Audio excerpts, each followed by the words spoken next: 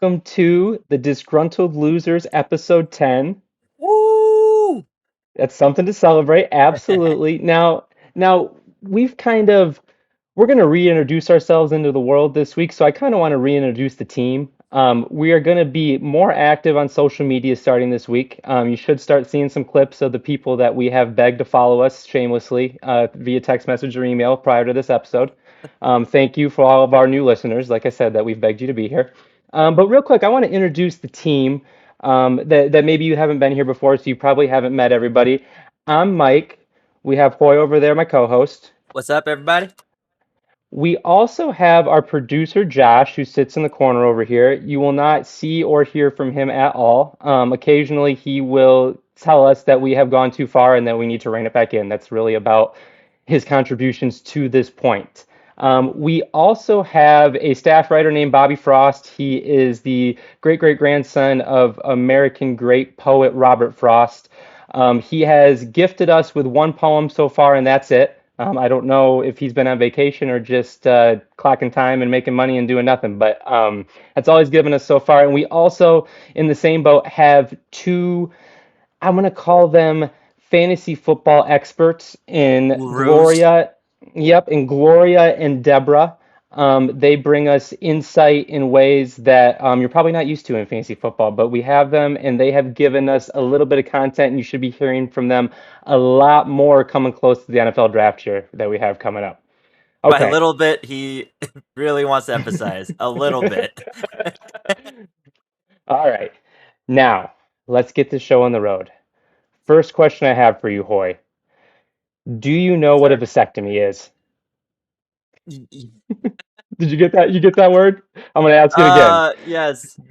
Do you Uh, know what a vasectomy is?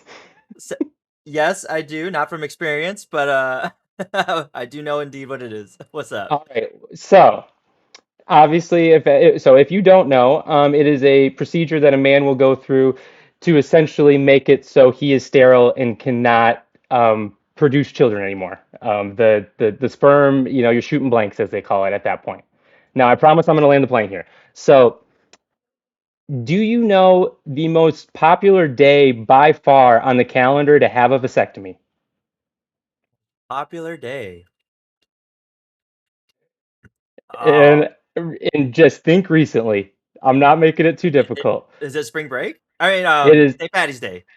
No, no, no, no, no, no, no, no, my friend. You want to be out and about on St. Patty's Day. You want to be partying on St. Patty's Day. When you have a vasectomy, Is you're it on the Easter? couch all day. No, my friend, it is the Thursday of NCAA March Madness. You get that. You get yourself snipped at 9 a.m. You're back on the couch by noon. Nothing but basketball for 4 straight days. Now, I don't. Uh, is Now, this I a real do. stat? I need. This is a real thing. No, this is 100% real thing. You can look it up. It is the most popular way to have a vasectomy.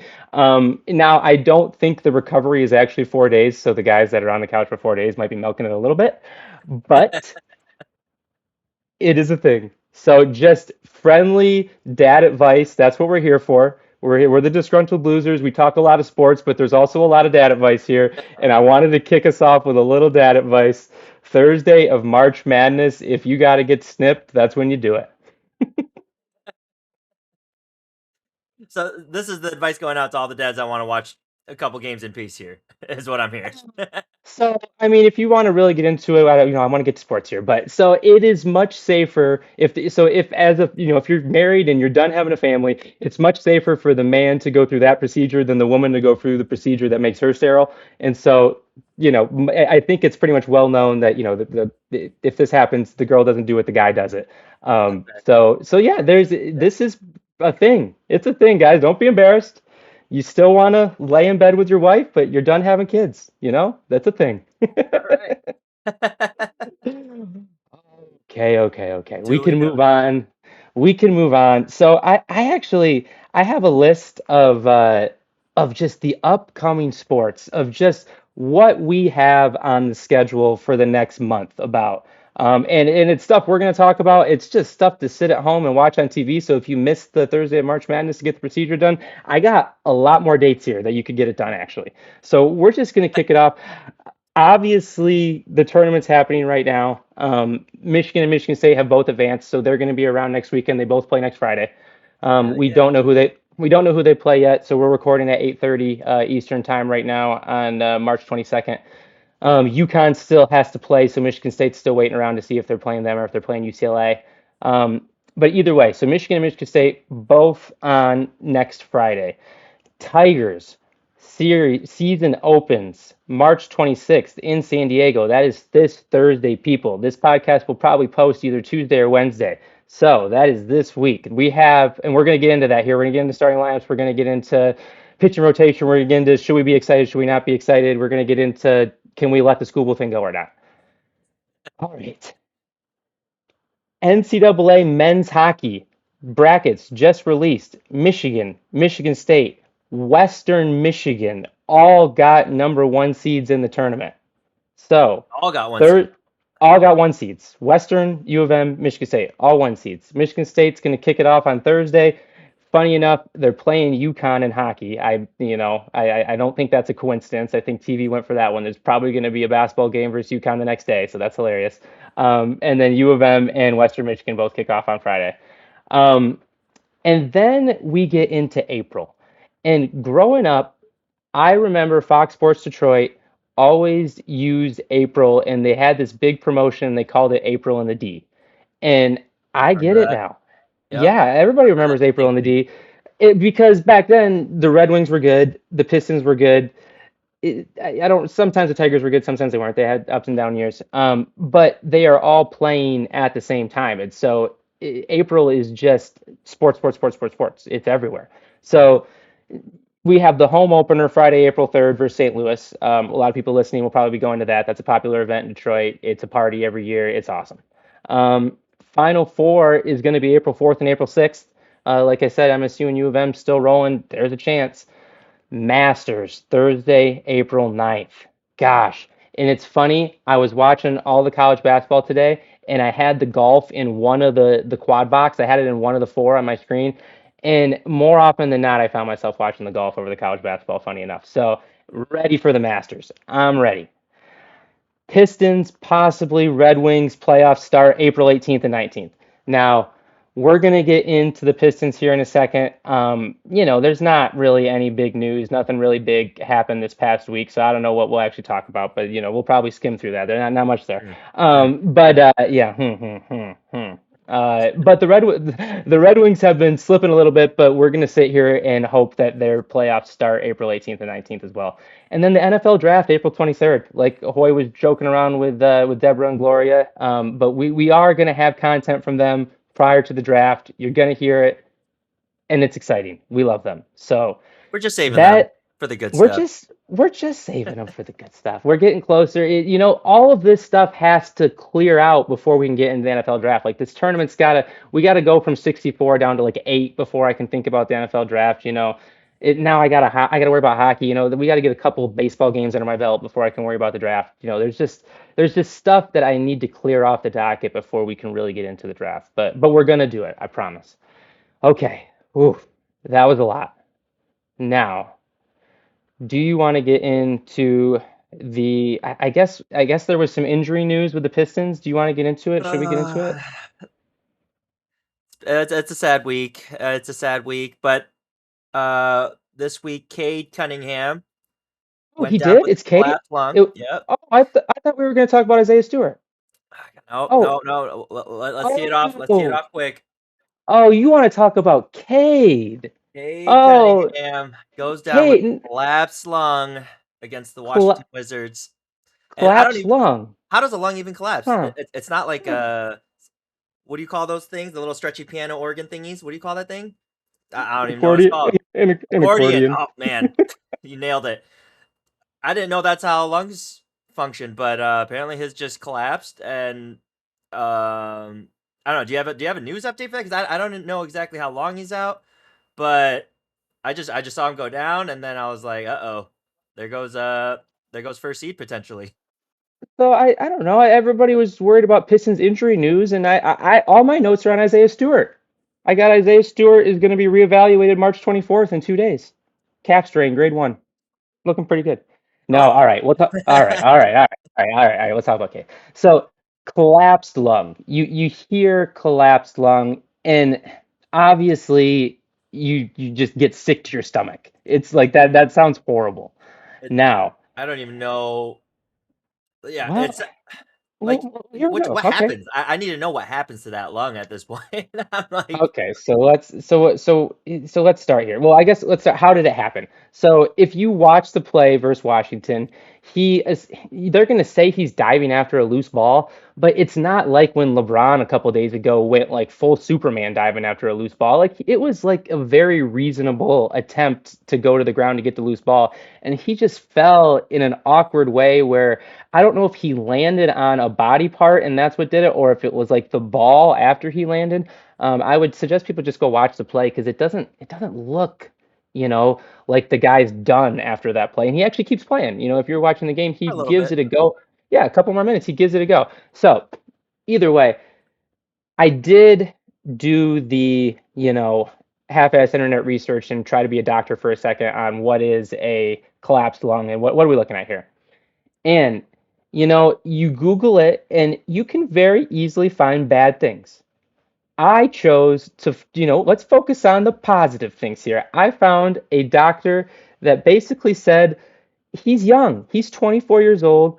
This is essentially a heavy bruise to the lungs area, and it just needs to heal. There's no surgery that's going to happen here. There's no like special medication that he needs. It's just he needs a little bit of time to heal. And every single report that we've gotten from Shams, from the Pistons, from the random people on the internet, it's always a mild case of the collapsed lung.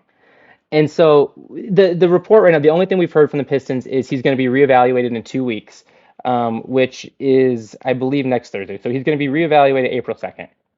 Now, in the playoffs start April 18th or 19th, as I said. So now I don't think he's going to play in 2 weeks. Now let's be very, very clear. I'm very positive about this still. I'm staying positive about this. I don't think he's going to play in 2 weeks, but I would bet, an unreasonable amount of money that he will play before the regular season's over. So I would bet that they give it a go. I don't know what Cade feels like he needs to get himself going, even a little bit. Now, the one thing I will say is it's unreasonable to think Cade's going to play 38, 40 minutes a game in the first round, just because it is an injury to the lungs, and it is, the joke is, at the beginning of the season, you got to get your lungs underneath you. The joke is, during the playoffs, your lungs get heavy. And so obviously an injury to the lungs is not good. All I'll say about this is the Pistons' odds to win the East. A lot of times when I look at these things, you hear Stephen A. Smith or you hear whoever on TV going crazy about the injuries.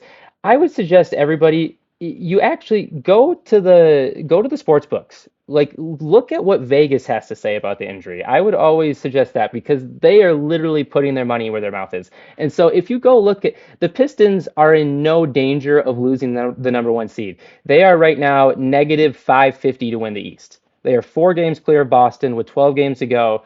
FanDuel Sportsbook has them at negative 550 to win the East. So that means they are a heavy, heavy, heavy favorite. It would be very shocking Those to are the the numbers sportsbooks after he went down. right now, today. Oh, The okay. Pistons, yeah, they've won 6 of 7. So I know I even had more. I was going to joke even with you more about why should we be worried. Pistons have won 6 of 7. Jalen Duren has never looked better.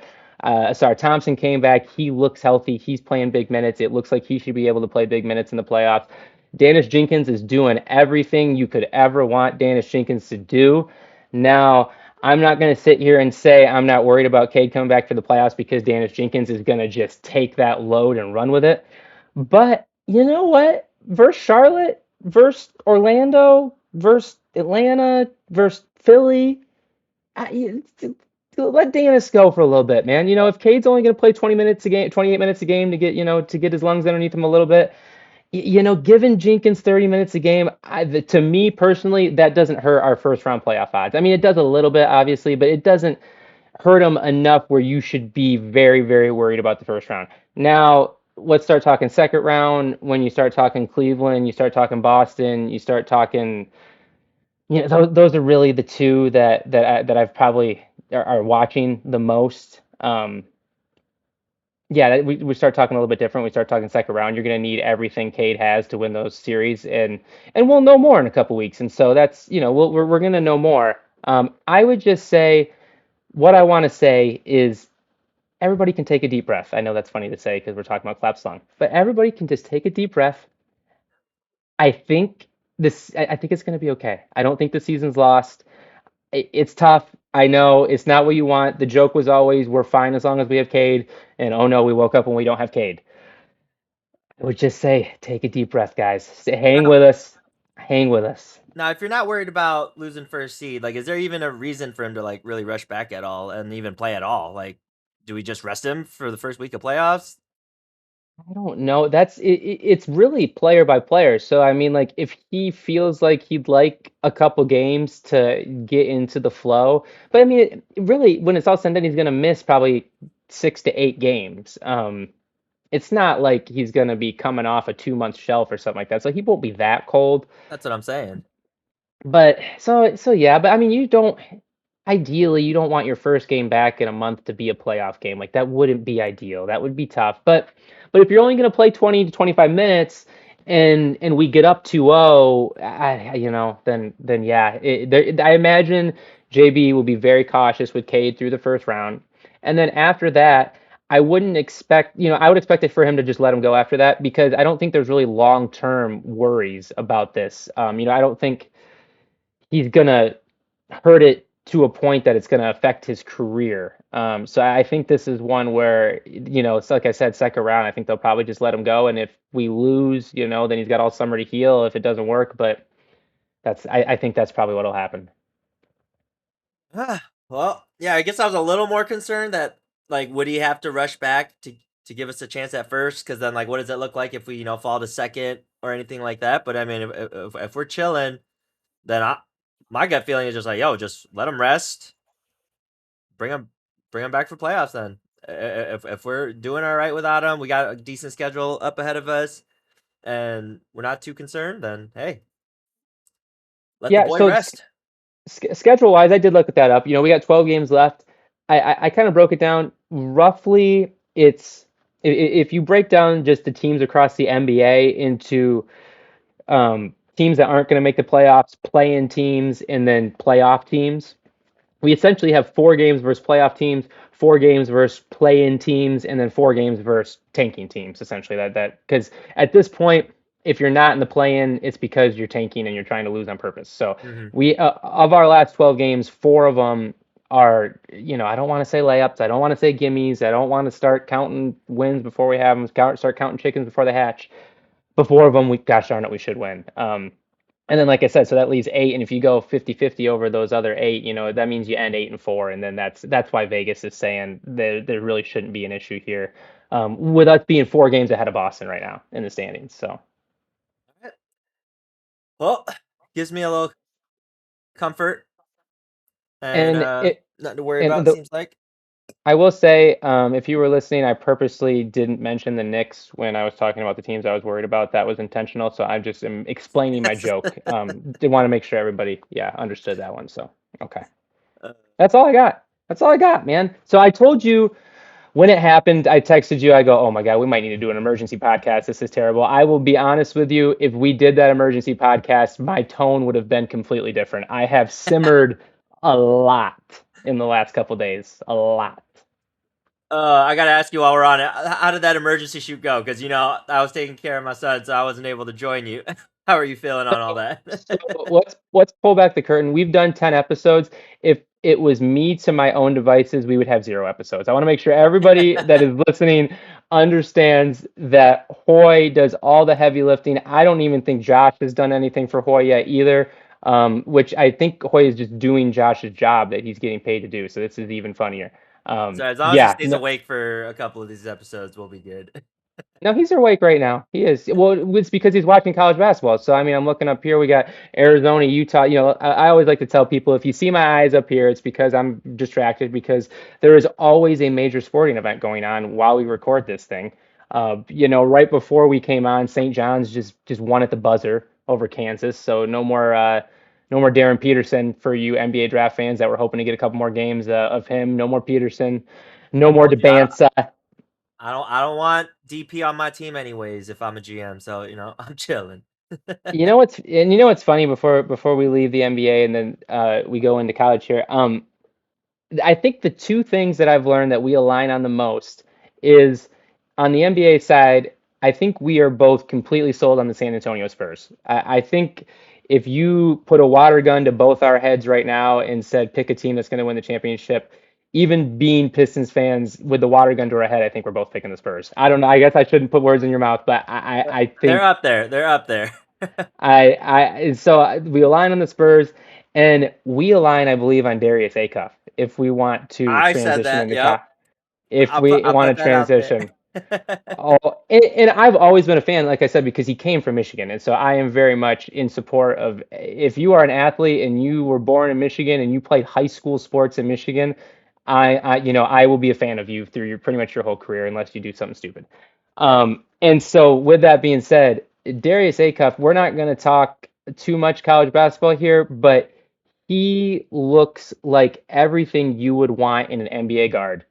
Um, I personally believe he will be Tyrese Maxey immediately. Like that is the comp that I see immediately. Now, if you want to go even crazier and you want to start throwing names out like Kyrie Irving and Damian Lillard, like I'm not even going to slow you down. You can throw any name you want out. Like He's that got a clip. guy, He's got a clip. oh my gosh, he's aggressive in all the right ways. The way he goes to the hoop, the way he finishes at the hoop is everything you want in a guard.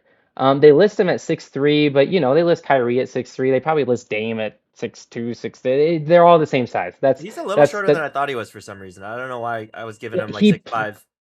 he plays like a dog. That's why. I Yeah. mean, the and the cutoff shirt too he's wearing underneath it. He rocks it. He's got the look that he definitely got the look of. But like I said, I don't want to. I know you had a couple college basketball things, but that was the transition I wanted to make because, yeah, watching him this weekend as an NBA draft scout. Oh my goodness. Oh my. Yep. Darius Acuff, I had him around the 3, so I've liked him a dude. lot going into this upcoming Yeah. draft. So we'll see. We'll see if my predictions are correct. But hey, if you're a GM, I like him. I like him. If my word means anything to you. Ooh.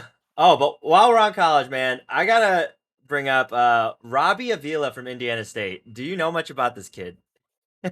So is that the one that started at Indiana State and then he ends up at St. Louis? Is that the one? Yep, The yep, what yep. the guy with all the nicknames? Yes, yes, yes. Oh man, I saw it before, but obviously we just started this podcast, so I can't go without bringing up some of this kid's nicknames. But I wanted to see where some of the ones I came up with for him rank among some of the ones these other, that the team has put together or he's put together. So I'm gonna come up first and foremost with all the ones that are already out there. So we got his favorite nickname is Cream Abdul-Jabbar because he's a big white guy, goofy looking with glasses on. So Kareem Abdul-Jabbar is very fitting. They got Milk Chamberlain. I love that one. My favorite. They got LeBron Frames. I hadn't heard that one. That's a good Yep, one. LeBron Frames. Larry Nerd. And I think a lot of people like that one because I think Larry also went to Indiana as well, right? So, No, Indiana State. Indiana yeah. State. Yeah, so you got that Yep. right. They started at the same school. Yep. Yep. So Larry Nerd's a popular one, and I don't know if this one's actually public, but I saw this one rolling around my feed. Dork Nowitzki. Never. That's great. Another A plus. My goodness. Yeah, yeah. I think I've his never heard this. Yeah, and I think his team calls him Big Bert. You're right. Just You're right because about that. his full name's Robert, right? And then I think he likes to be called Rob Wave because his favorite rapper is Rod Wave. I think that one's the weakest one out of them all. But I got a couple here, and I just want you to let me know.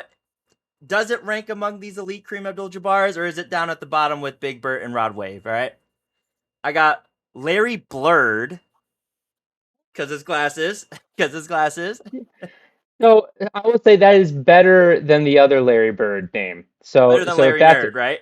it's better than Larry Nerd. And Larry All Nerd's right. good, but that is slightly better than Larry. Yeah, Larry Nerd, Larry All right. Blurred. Yeah. I'll take that. I got White Howard. Wait, say that again. Hold on. I got make sure my headphones are in right. I gotta make sure everything's okay. I'll make sure I heard you right. Say that one more time for me.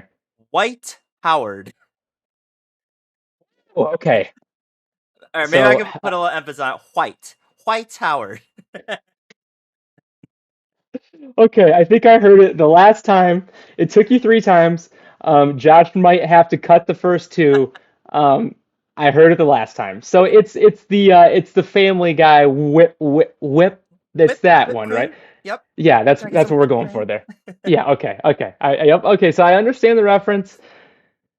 Dangerous. I will say right now, dangerous. Hard to rank. A little more edgy than the other ones, definitely.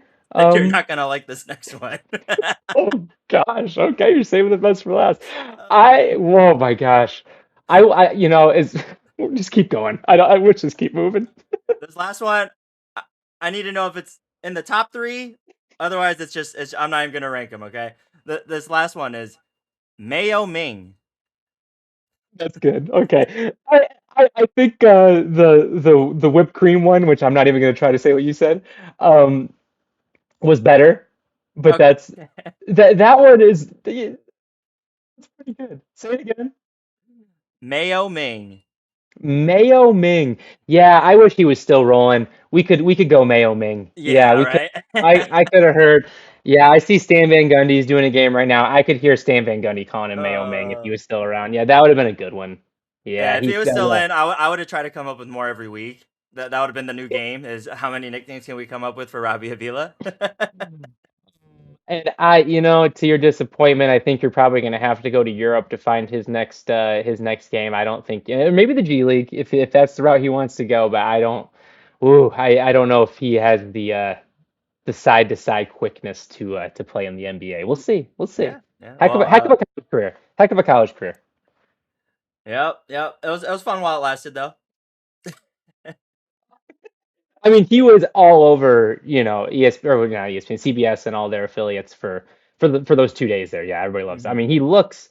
I mean, yeah, he looks like a part. I mean, he looks like all those nicknames that you just said. I'm sure we'll show a picture of him here, but yeah, that's hilarious. Yeah, I had fun coming up with those ones. Also, you heard about this High Point University kid, Chase Johnston? I still don't know if that stat is real. Is someone not keeping track of his stats? Because like, So let me tell you how I found out about this stat that I'm pretty sure this is what you're referencing. So I'm watching the broadcast after he makes the go-ahead layup to beat they won their first round game versus Wisconsin. So after he makes the go-ahead layup, he's interviewed after the game by the sideline reporter. And the sideline reporter essentially says, like, how does it feel to make your first 2-point basket? And as the sideline reporter is saying it, like you can tell, like he's like waiting for somebody to tell him he's wrong. He produces the question so awkwardly because he's like looking at his notes. He's like, this cannot be right. He goes, you're gonna make me ask this guy that this is his first 2-point basket of the year. Um, but do you have his stats? I mean, I yeah, I never looked. That's the only thing I heard was that sideline report. yep, I had to pull it up after it. So including up and through all the way through March or this past game, he's 72 for 151 on 2-pointer or in field goals, and 71 out of 146 of those are 3-point attempts. Okay, so I heard 146 3-point attempts, and what's the total attempts? 151.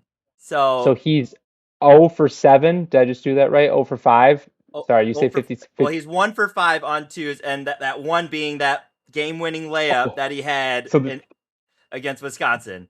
That is crazy. That means he went 0 for 4 in the regular season. And also in my head, I'm thinking like, okay, are all those like in my head? I'm thinking he just didn't even like shoot any twos. Like he was just shooting threes, and his foot might have been on the line. Because at that point, like you're just not cutting to the basket. If you have 4 2-point attempts, you're just not moving. You're stationary at three. You're getting that ball, and you're throwing it up as soon as it hits your hand. That is crazy, dude. you answered my first question, which was like, okay, is this a bench guy that just, he's only shot 15 shots all year and they were all threes or whatever? But no, that's not the case. This is an actual rotation player Yep. that's playing substantial minutes. Um, the first thing I thought of was the Klay Thompson 40-point game that he took 4 dribbles. I Mm-hmm. know that this guy isn't that, but that was, I don't know, that's the first thing that I thought of. I was like, well, Klay, did his thing, but this is that for a whole season, that's To unbelievable. only have 4 2-point shot attempts in an entire season is crazy to me. And like you didn't get a fast break layup or anything, like nothing. Oh, that's crazy though. But I also heard High Point University.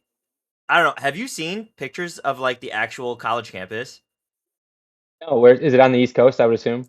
I don't even know where it's at, but I want to go there for my next family vacation because it looks luxurious as heck. I'm talking Cool. they have like steakhouse restaurants on campus. They have like pools left What? and right, giant buildings. Like it's like spacious. Like it looks hella nice. And I don't know if it's just like the marketing campaign or whatever to like get people into the university, but like that school looks nice as. Private liberal arts institution in High Point, North Carolina, so East Coast, What yep. is liberal arts? Is that like art history majors or what is Man, what we're gonna, what goes under liberal arts? well, we got to be careful. Cam Scattaboo got himself in trouble this week for making fun of oh, what? No, he made fun of CTE and asthma. So I think we're okay making fun Okay, of. that's a big difference.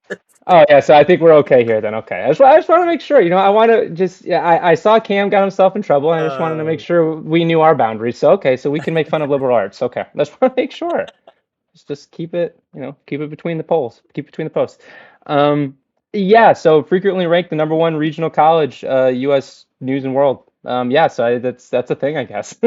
mm. Oh, that's Oh funny. man. And the last thing I wanted to bring up was there's that Kansas State coach, man. I think they just lost, right? Yesterday or two Can't do days this. ago. Huh? Mm-mm. Can't do coaches. Can't do coaches. Mm-mm. I can.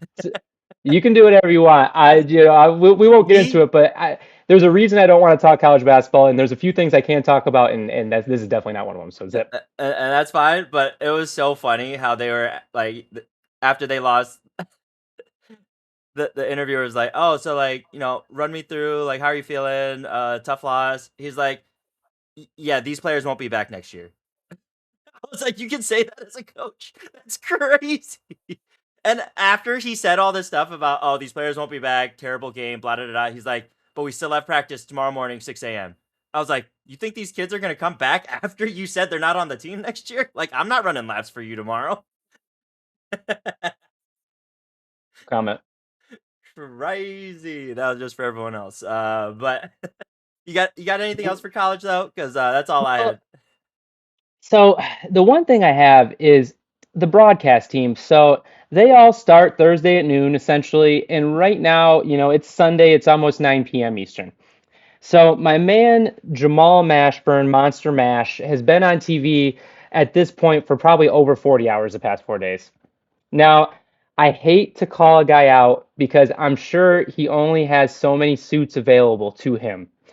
But the man is rocking a t-shirt and a bomber jacket right now in the middle of three-piece suit, three-piece suit, three-piece suit, 10 grand suit, 10 grand suit, 10 grand suit.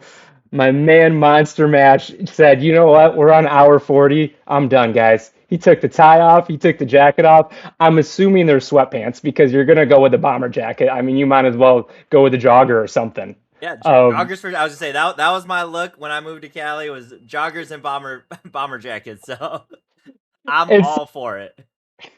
I sometimes worry about how I dress on this podcast, and after seeing my man Monster Mash up there on national TV, sitting next to everybody in their $10,000 suits, he's saying screw it, and I'm with him. I'm with you, Jamal. I'm with you. I appreciate it. All right, You're not getting how about next episode we bring out those cowboy boots from my bachelor party and we gotta design an outfit to go with the boots. First of all, you act like I don't wear those boots regularly. Like those are my going out boots, and you keep uh, laughing, but you ask Adam, those are my going out boots. no, I've seen them. I've seen them. I've seen them. I've worn them to weddings. That's the truth. I swear to you. Well, now I now we'll show it to the rest of the audience here in a little bit. All right. I'm okay with that. I'm not I'm shameless with that. So I think we're good on college basketball. Like I said, Michigan, Michigan State are still alive. That's our we'll be in on them next weekend. All right, well then I want to switch it up here, and go a little bit into a crazy story. And you heard me laughing before we started because I was going through my notes here about what I'm about to talk about. Uh, does the name Karl Bushby mean anything to you? No, because it was on it was on our docket, and no, no, it means nothing to me. Should it? Okay. Um, Honestly, I think it should be more of a household name at this point. Um, but the fact that I'm just not hearing about it just kind of blows my mind. But Karl Bushby is a British paratrooper who set voyage on a. I don't know if this is like an actual term for it, but it's called the Goliath expedition. That's a thing. Essentially, he's traveling. He's trying to do the longest continuous walk around the world, right? So he's starting from Ooh. the southern tip of Chile, which is like in South America, and he's going all the way up through South America, up through Mexico and North America, going up to Alaska, then crossing over to Russia from there, and going all the way across Asia and back to Europe, which he's from the UK. So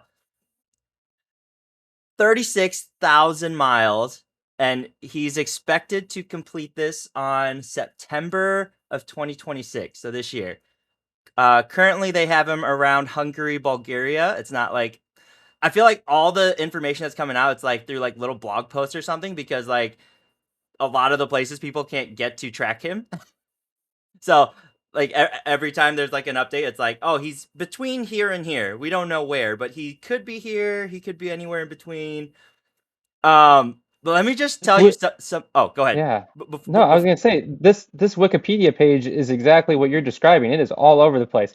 If you look, they said he was expected to finish in 12 years. You buried the lead. He started this in 1998. Oh, dude, you're cheater. You're not supposed to do any research. Oh my gosh. All right, I need you to close your research for now because I'm you're done now. That's insane. All right, I'm done. all right. Well, Oh my anyways, gosh. so he had to go through what's called the Darien Gap, which is a lawless, no road, no like civilized, like there's like no known cities between this like jungled area, between Colombia and Panama. Like it's meant for drug traffickers and Oh my like gosh. militia, and like it's supposed to be one of the most dangerous places on earth. And he just walked through it. So did they take pictures? Like what is he just I'm got his sure cell he phone has out? pictures. I don't know. I think he has one other person with him. Um, but that's it. It's just a two man. It's kind of like how Alex Honnold was doing it with this boy climbing up Taipei, except obviously he had all of Netflix recording for him. But um, this is insane. Like it's a two man crew just sneaking through. I think they have some crazy pack that they're bringing along, but a lot of what they're doing is he started with $500. He's just traveling place to place, and he's relying on donations from people to like pay for things and get through things and like get to the next spot. He then obviously he gets through that Darien Gap. Then he has a bunch of like visa issues getting all the way through Mexico and America and all that. But he seems to do somewhat okay going through this first part, right? Then he gets to the Bering Strait, which is the ice bridge that spans from Alaska to Russia. That's like only state, like it's only somewhat there for like a part of the year. And like I guess if like the wind blows a little too hard, like the whole thing just shifts and like you're just swimming. So It's a like popular area. Yeah, people know this. Yeah, the Bering yeah, Straits. Yeah, yeah. it's freaking crazy. So he's Mhm. swimming through this thing and slash walking on frozen ice, and he's basically just traveling with the rifle on his back because if a polar bear shows up, he needs to be able to fend for himself. It's Right? crazy. It's crazy. And then he This is gets beyond crazy. yeah. So that's crazy enough. Like they need to make a movie about this guy because I'm not even done with what we're talking about, and like I'm already like starstruck and like in shock. But he's going through. Ends up spending 13 years in Russia because one, he didn't have a visa, so he's basically sneaking into this country, and like they catch him at the border, and they're like, "Yo, like, where's your paperwork? Blah da da da. You're coming here like illegally." So they throw him in jail. He has a crazy like court case dispute for like the longest amount of time. Eventually he gets out and they like let him go, and then they're like, yeah, you can't come back for like 5 years. So if you can't make it in the next country, like, you just got to figure it out. Like they just kicked him out. So then he's going across, and I think there's a couple other countries in between, but he ends up getting to like the Middle East where like Ukraine and like all those countries are, right? But by the time he gets there, it's like during COVID, right? And it's like 2023 or 2021, 2024 time, like in between there somewhere. And so he can't go around one direction because of a war, and he can't go down another direction because the borders are closed off because of COVID, right? So he's stuck in a country, and he doesn't have a visa in all the both of these places. So he's like, what do I Oh do? gosh. I'm at the Caspian Sea. I can't go up because of this war. I can't go down because the borders are closed. Like, but I need to continue my trek. So this crazy person swims across the Caspian Sea My to get goodness. to get to the other country, and like that itself was an 18-mile. I think 4 days it took him to swim across. So he would take turns, and like, so they did allow a boat to follow him so that when he got tired, he could sleep on the boat. So he would swim, hop on board, take a nap, swim again, hop on board, take a nap. Hold on, I gotta ask one question before you go on. So he has to either be walking or swimming. Is that part of the rules of Yes, this crazy yes. thing? He Okay, he so cannot use any mode of transportation oh my gosh, the poor to guy can't move. even use a bike. He can't even use a bike. Yeah, that would help Yeah, tremendously. Man. yeah. Which is So that's crazy. So so I, he's I pulled walking. up a map. I pulled up a map now, so I'm following you now. I'm in the Yep, Caspian Sea. Okay, I'm with yep. you. Okay, let's So he keep moving. finally swims across that from like east to west, and now he's I believe at the early this year, I think January, February of this year, he made it to Europe, right? So now he's got the last trek of Europe. But even in Europe, he doesn't have his visa. Now, I'm thinking to myself this whole time, I keep telling you, he doesn't have his visa. You would think if you're planning a trek across the entire world, you would have some paperwork, no? Like you would think you would knew enough about other countries not allowing you to go in and stuff, right? Well, so I know I ruined it a little bit, but this started in, am I allowed to say it? In 1998. Yep. So I'm just, I mean, we're 7 years old at that point, so I'm just trying to think like what the world was like in 1998. And that's And what we're gonna get into. so, I mean, I guess, yeah, like his mindset. Okay, so that's funny to think about because like some of my first questions are like I made the joke like, does he have a cell phone and he's taking pictures? But this whole thing started in 1998. So like, did he like the cell phones weren't like They weren't mass a produced? thing. Yeah. Okay, so I'm probably stepping on your toes here. It sounds like you You're got you got good. something You're lined up. good. You're good. No, no. Okay, so But it is crazy, man. Like he's going through, and one of the craziest parts is he started this whole thing with like sponsors, right? So people were like supporting him, paying for him, but literally just a few years after he started, was the financial crisis, right? So we had the 2006. What is that? 2008, Yeah, 2008, like 2008. Yeah. yep, Okay. and all the sponsors like backed out on him, and so he from there on like he was just like, oh, yep, I'm broke. I got nothing to my name, and yeah, it's just crazy. But let's get into this game because And I would suggest we're the one gonna. thing I'll say is I'll suggest people look on a map and just kind of follow along with what Hoy was just saying. He actually did a pretty good job at describing the route there. This is insane. Yeah, Like when you get into, just to recap what you said, when you get into the Bering Sea part of it, like that's because you just look at a map, it's like, well, how do you get from North America to Russia or whatever? And yeah, that's the smallest gap in between land. Like that would be the obvious place to do it is Alaska to Russia, but then you're in Russia, which is like you undersold the fact that like then you're in Russia. And especially like when he was in Russia, like we haven't been good with Russia, like Ever. almost ever. Yeah, ever. Yeah, ever. And that's why this whole Well, thing is just bold to me. I'm like, I'm not a history buff. And obviously when I was a kid, I didn't give zero shits about like what was going on. But like, he must have had some clue about the state of the world, right? To know like what. he was a he was a paratrooper. He was in Yeah, some form of the military. So like obviously. that's what I'm saying. So we're gonna get into a little game here, which will kind of highlight the world that he came from versus the world that he might jump Okay, into when he finishes his trek, right? let's So do it. I'm gonna go through a list of things, and I want you to tell me if you think it came before or after he started this journey. Okay. Okay, let's do it. Now I buried the lead a little bit on this, but the global financial crisis. Yeah, so he said so that happens slightly after, which is terrible. Like that's you under yeah, like that's a good Okay. point. Justin Bieber. Oh, he's he's gotta be after. So that's crazy though, because the answer is after, and that is crazy to think about because I mean Bieber's been with us for shoot 20 years. Yep. Yep. Oh my You gosh. YouTube. Oh, that's gotta be the band U2? No, Oh you no said no YouTube? Oh, YouTube. YouTube. Yep. As Oh, in that's it. Oh, shoot. When was YouTube started?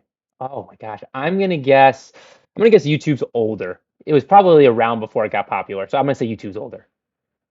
you are incorrect. You are 2 for 3 so No. far. YouTube started in 2005. That was quick. Good for Yeah. them. Yep. Good for Yep. them. The very first iPhone. So, I mean, we always joke, like, I know when I saw the first iPhone in my life, and that was probably like '08 or something like that, or '06. That was probably 2006. So it's got to be after. It's got to be after. Almost spot on. 2007. Which Okay, I'm good. pretty Okay, impressed. Okay. there we go. Let's go with Facebook. Facebook, gosh, that got popular quick. I'm just thinking about the movie. I'm thinking about like what they're doing in the movie. Mm-hmm. No, I'm gonna say that all looks more modern. So I'm gonna say Facebook is after he started. Yep. Yep. I'm on fire. I'm on fire. What's my year? When's Facebook? Facebook Do you came have out in it? 2004. Oh Yep. man. Yep. So So we're closing in on his date right now. my MySpace was probably before that, I would guess. Either way, go on. Yep. I'm gonna give you a little bit of an asterisk on this one. But 9/11. Wait, that's cheating. It's after.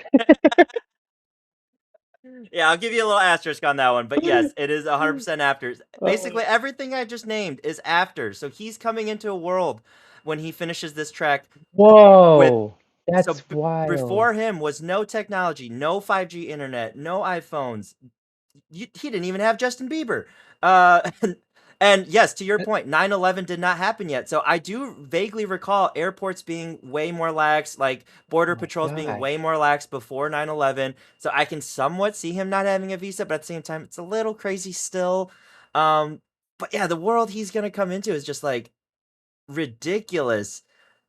And I'm just like, and you know what we haven't touched on this whole time talking about this is he left after giving birth to his son, who is No, now 30 no, years old. no, Um, no. so he left at the age of 29. He will be finishing his track. If he finishes on time this year, it'll be at the age of 56, 57, I believe. And his son will be in his 30s. So he missed his son's entire life going on this Goliath expedition. I That would assume there's no relationship. I would assume that like he did not mean to. It's not like this is the only thing you can say. I would assume he did not mean to get the girl pregnant before he left. Like that's the most like that's unbelievable that he would just leave when you have yeah. like a child. Like that's as two dads right now that take pride in being a dad.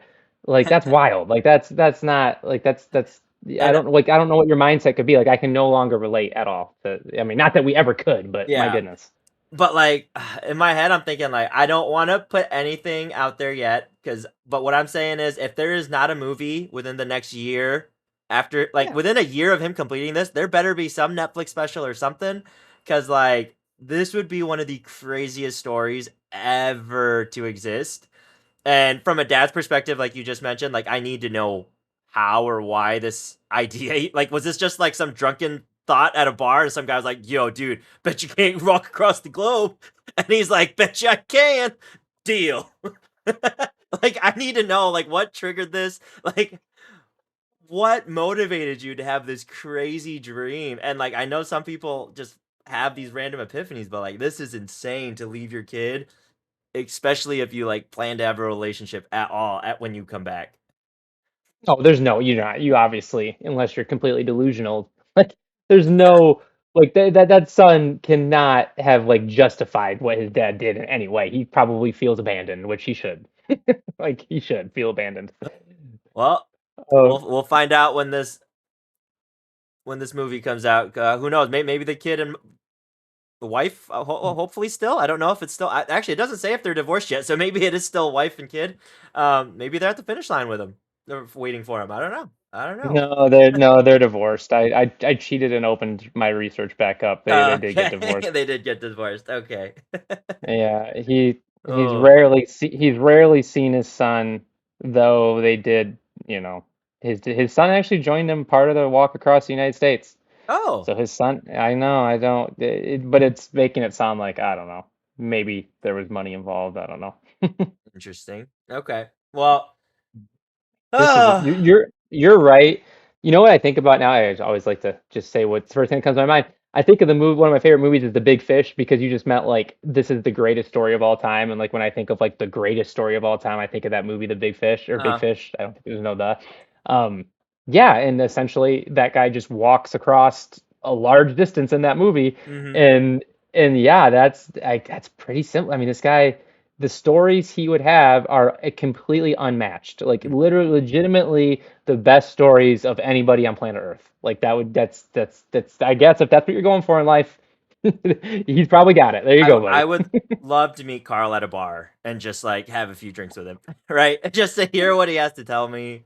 Um, Oh, no, you would have loved to like get locked in during COVID with Carl. Like you could have like a year's worth of stories oh from no, that's too Carl. much time. That's too much time. I need a way out. I need a way out just in case something goes out. I don't know what kind of trauma this guy has at this point or PTSD. Like I'm good. Just a beer, one beer. I'll buy it. That I'll buy one beer for Carl. Goodness. Oh, but yeah. Oh, I just had to let you know about this guy because the world needs to know. Carl is almost done with his almost 30-year voyage across the Oh globe. my gosh. Well, I guess we're gonna keep track on it. If we're here at the finish line. We weren't here when you started, Carl, because we were only 7 years old and we were in elementary school, but we're here now. We're here with you now, Carl. I'm not sure I like you as a person, but we'll figure that out as we go along. Hey, the mental Am I? fortitude has to be crazy, but yes, Oh I, gosh. I think we're all done I with don't. I Carl don't for know. today. I don't know if I have a good transition into baseball from Carl, but I don't think I got any Carls on my opening day roster here for the Tigers.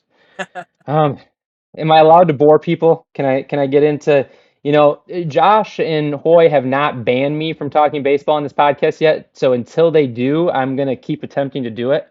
I learned a lot So, about school and banana ball at this point, so oh my gosh. So Banana Ball is in full swing, and I should mention that we are, if you didn't know, we are a party animals supporters. We are party animal supporters. This podcast is attempting to be a verified fan account of the party animals in the Banana Ball League. Josh has sent an email. That's a real thing. We'll see. We have yet to get a response. and your It wife would help has if sent me many of TikToks at this point. it's getting to the point where I don't know if I should be concerned. I'm leaning into it where I'm just gonna let her do her thing with those gentlemen that like to take their shirts off before they're at bats. But like I said, I signed up for it. We're Party Animals fans, and here we are. We're cheering for the Party Animals. We'll have a standings update next week. I got to get into seeing how the guys are playing, seeing what kind of stats we got, seeing how they're stacking up versus the Clowns and versus the Bananas and everybody else in the league. So we will get into Banana Ball. I promise. I know I promised it earlier, and it is going to happen. I will The tell stinky you, part is.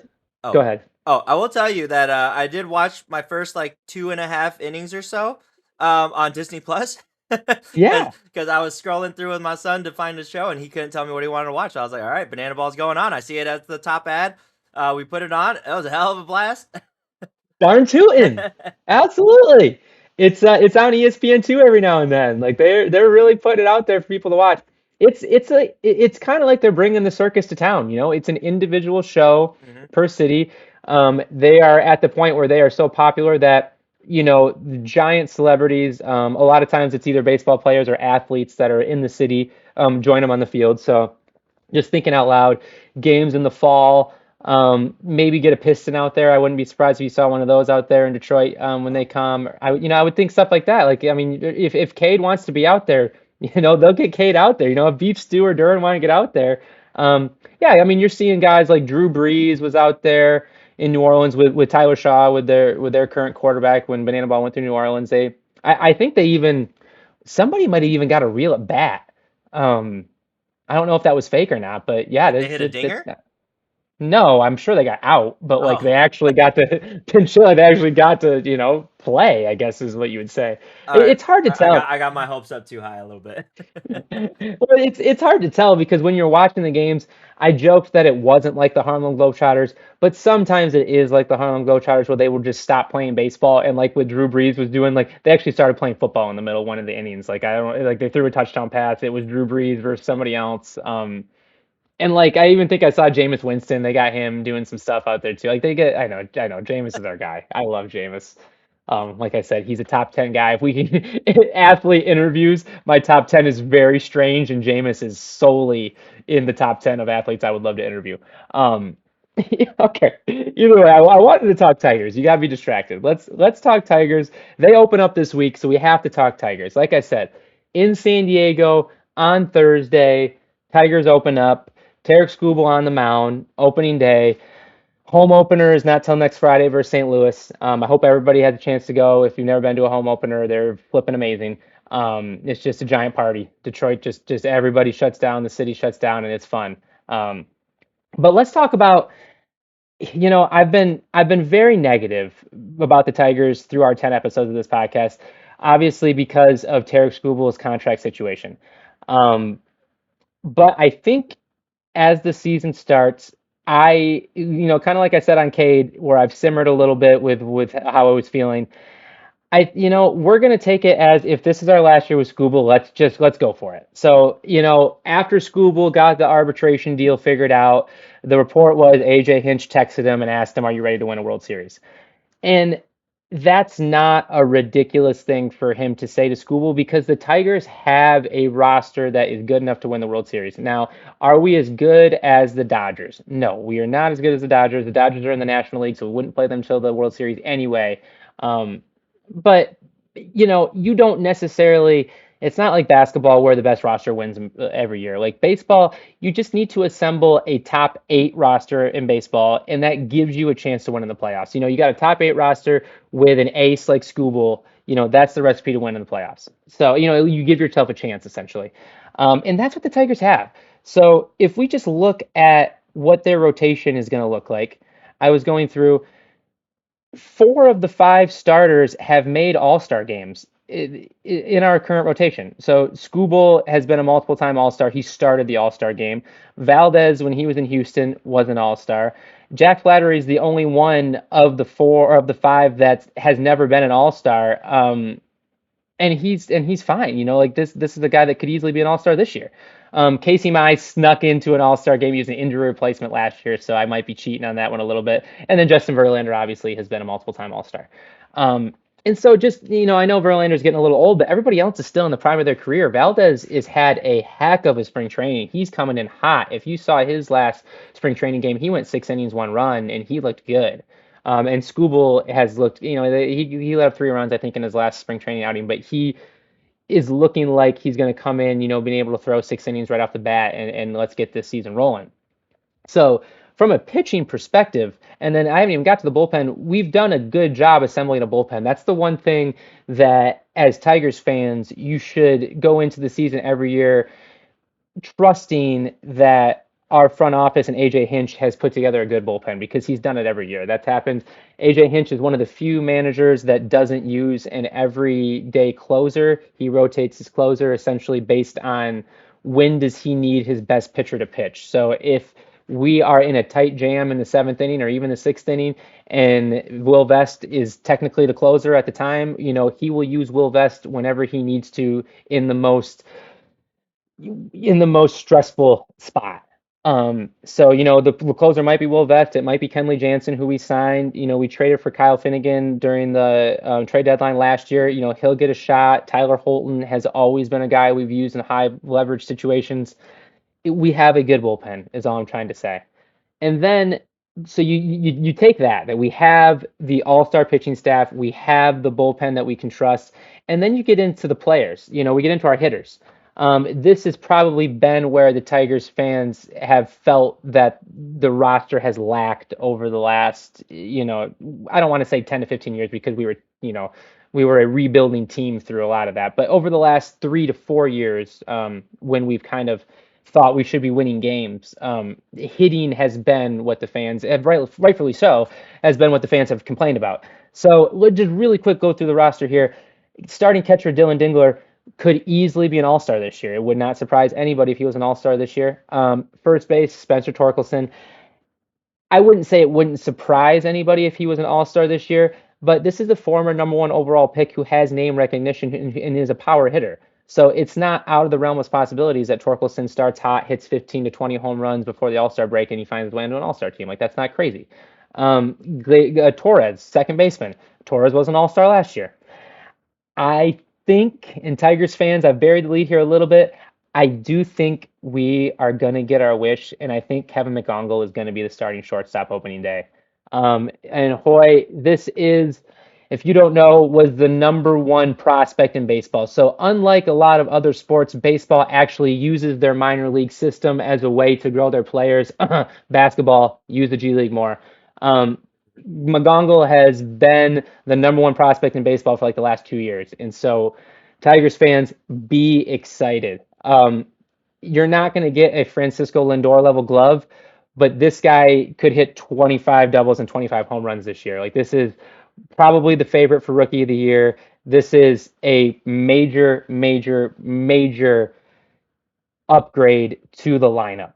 Kevin McGongle, if you do not know his name, if you're a Tigers fan, you know his name. Like, it's impossible not to know his name. If you are just getting into baseball now, if it's been a few years, if you're like, oh, the Tigers made the playoffs the last couple of years, maybe now's the time to get in.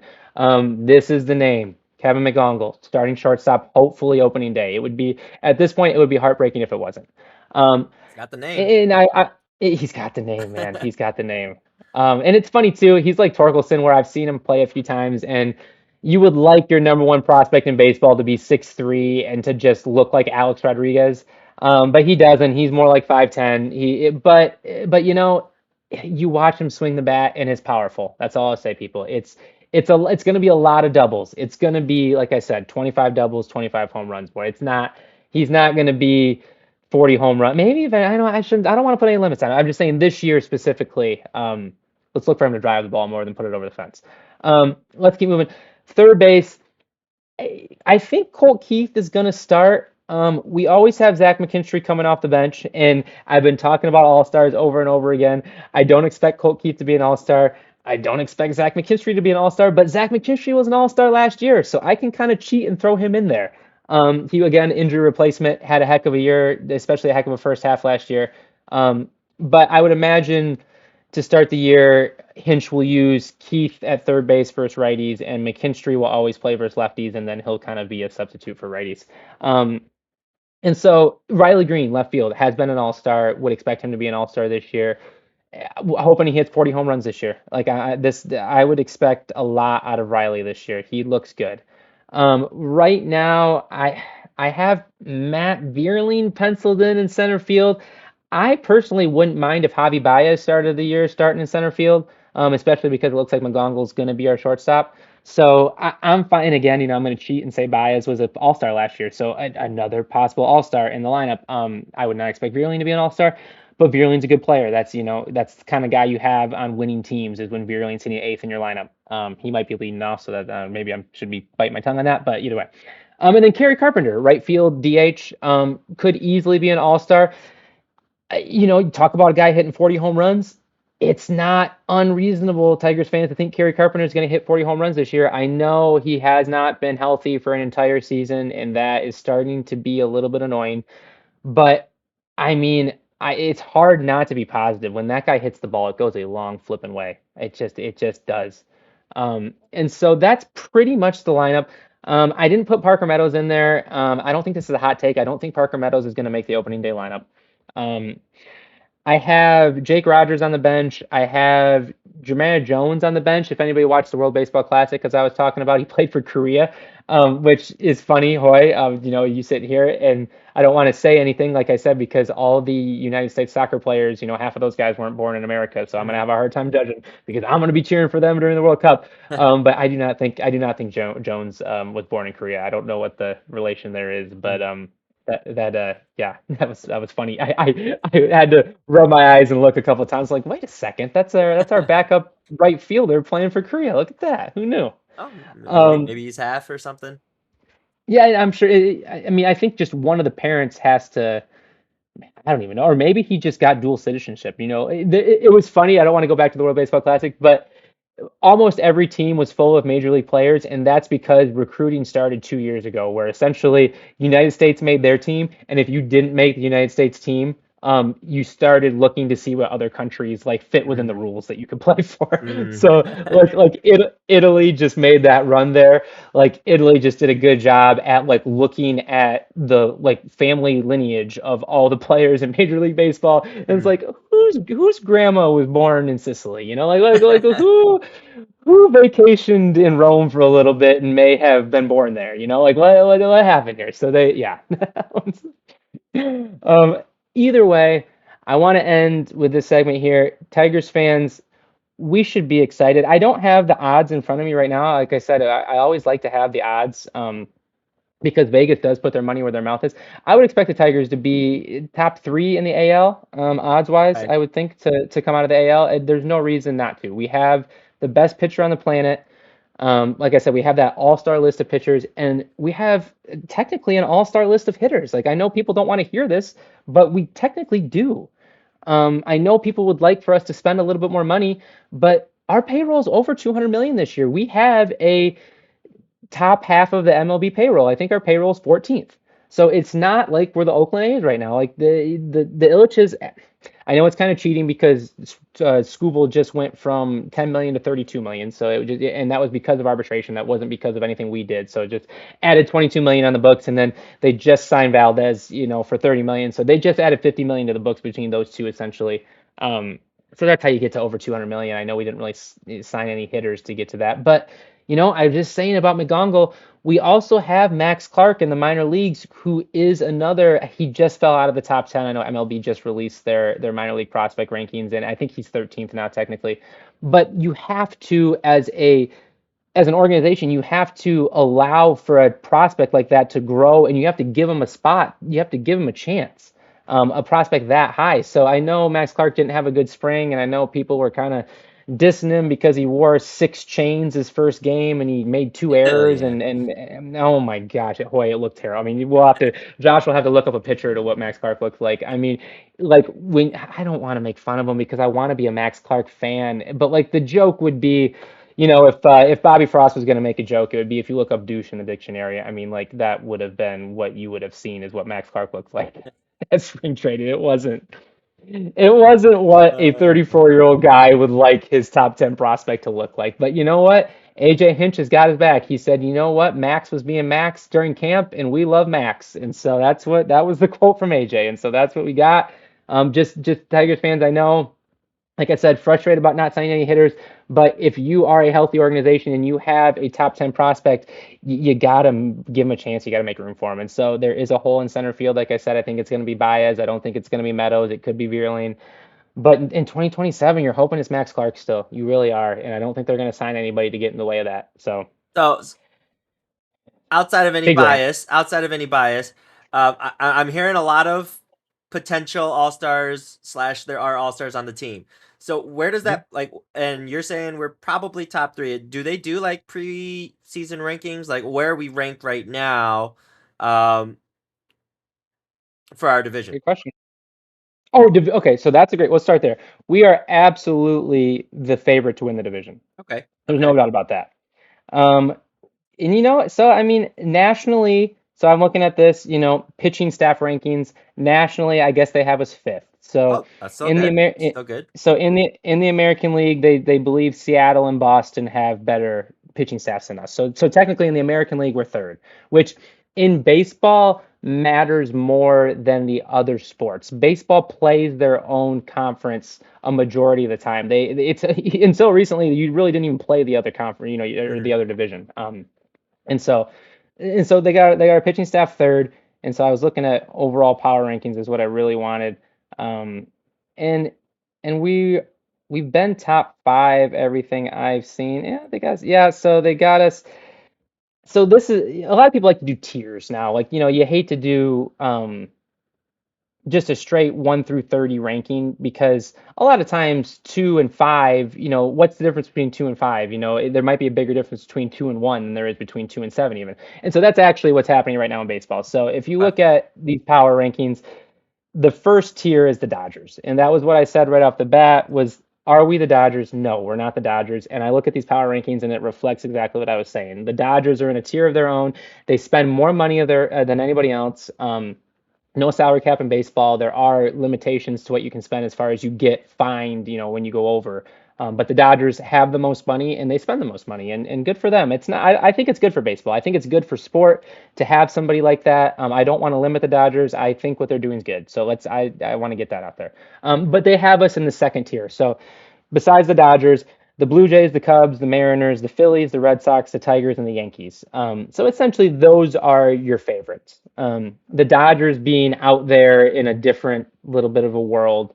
But we are with the Blue Jays, the Cubs, the Mariners, the Phillies, the Red Sox, like I said, Tigers, and Yankees. So, I mean, we're like I said, I think I'm local, I'm biased. Nationally, second tier power rankings with only one team in the first tier. So, I mean, It's all sounding good to me. and that's what I mean. So we probably need to be positive, Tigers fans. The Skubal situation sucks.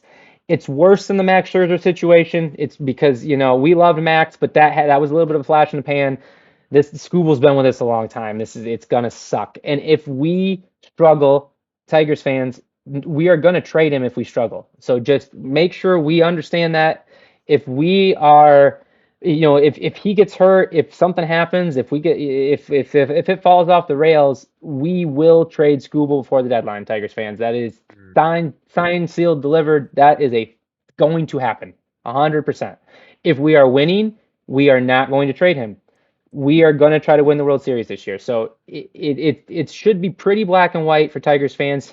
It's going to suck if we're 2 games under 500 at the trade deadline. Like that's going to be the gray Mm. area. But if we're winning, he walks for nothing, and hopefully we win a World Series. If we're losing, we're going to trade him for pennies on the dollar, which, whatever. We got to move on. Now I'm getting Okay. negative. Okay. Let's stay positive. Let us stay positive. All I heard Oh, was we got a goodness. lot of all stars, and we're looking good this year. That's what I'm hearing. All right. I talked way too much there. I think it's time for not okay. I think Uh, we got to move on.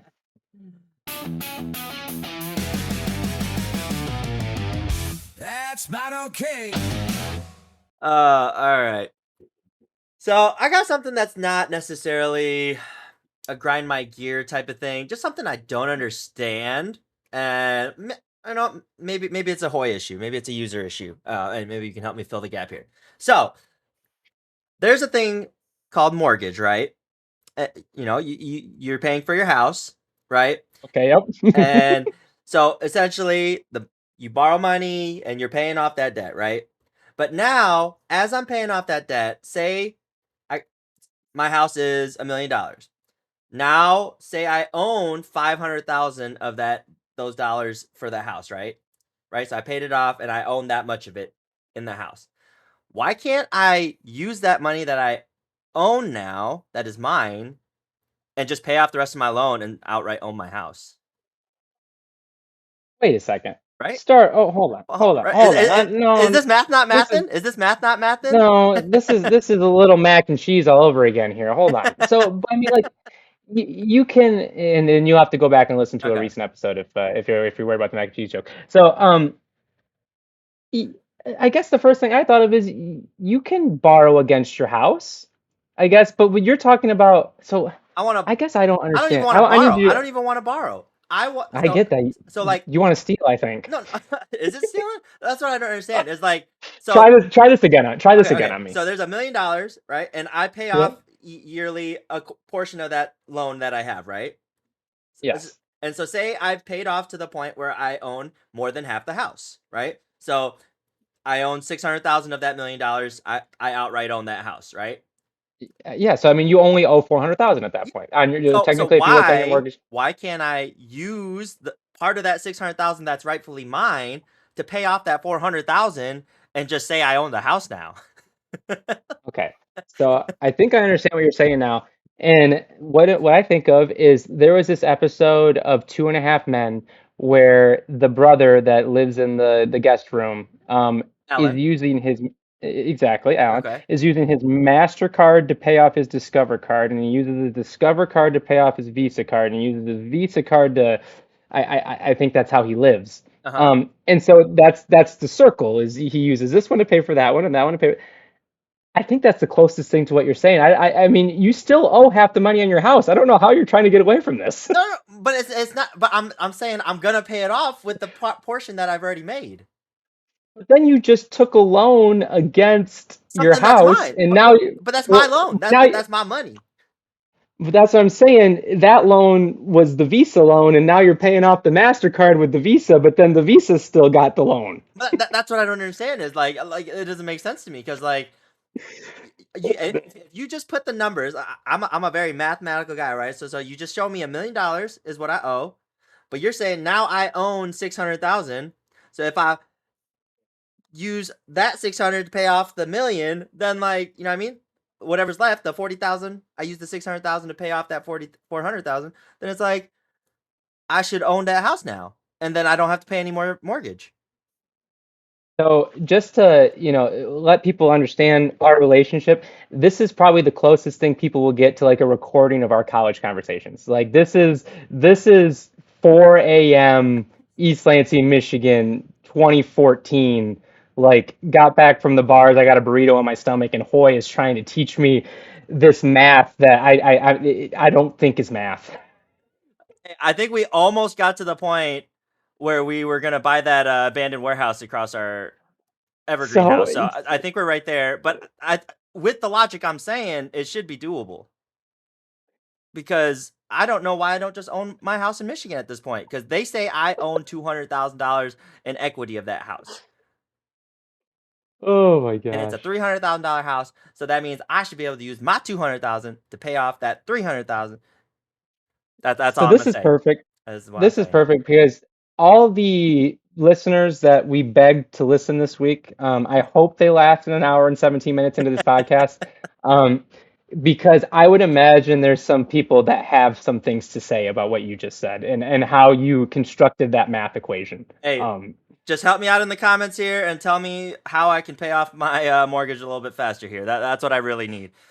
And if you're not gonna help, then shut up. Just kidding.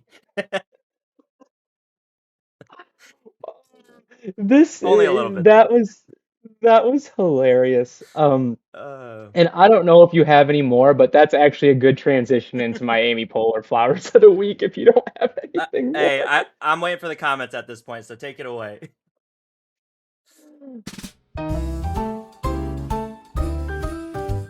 Amy Poehler's Flowers of the Week. Okay.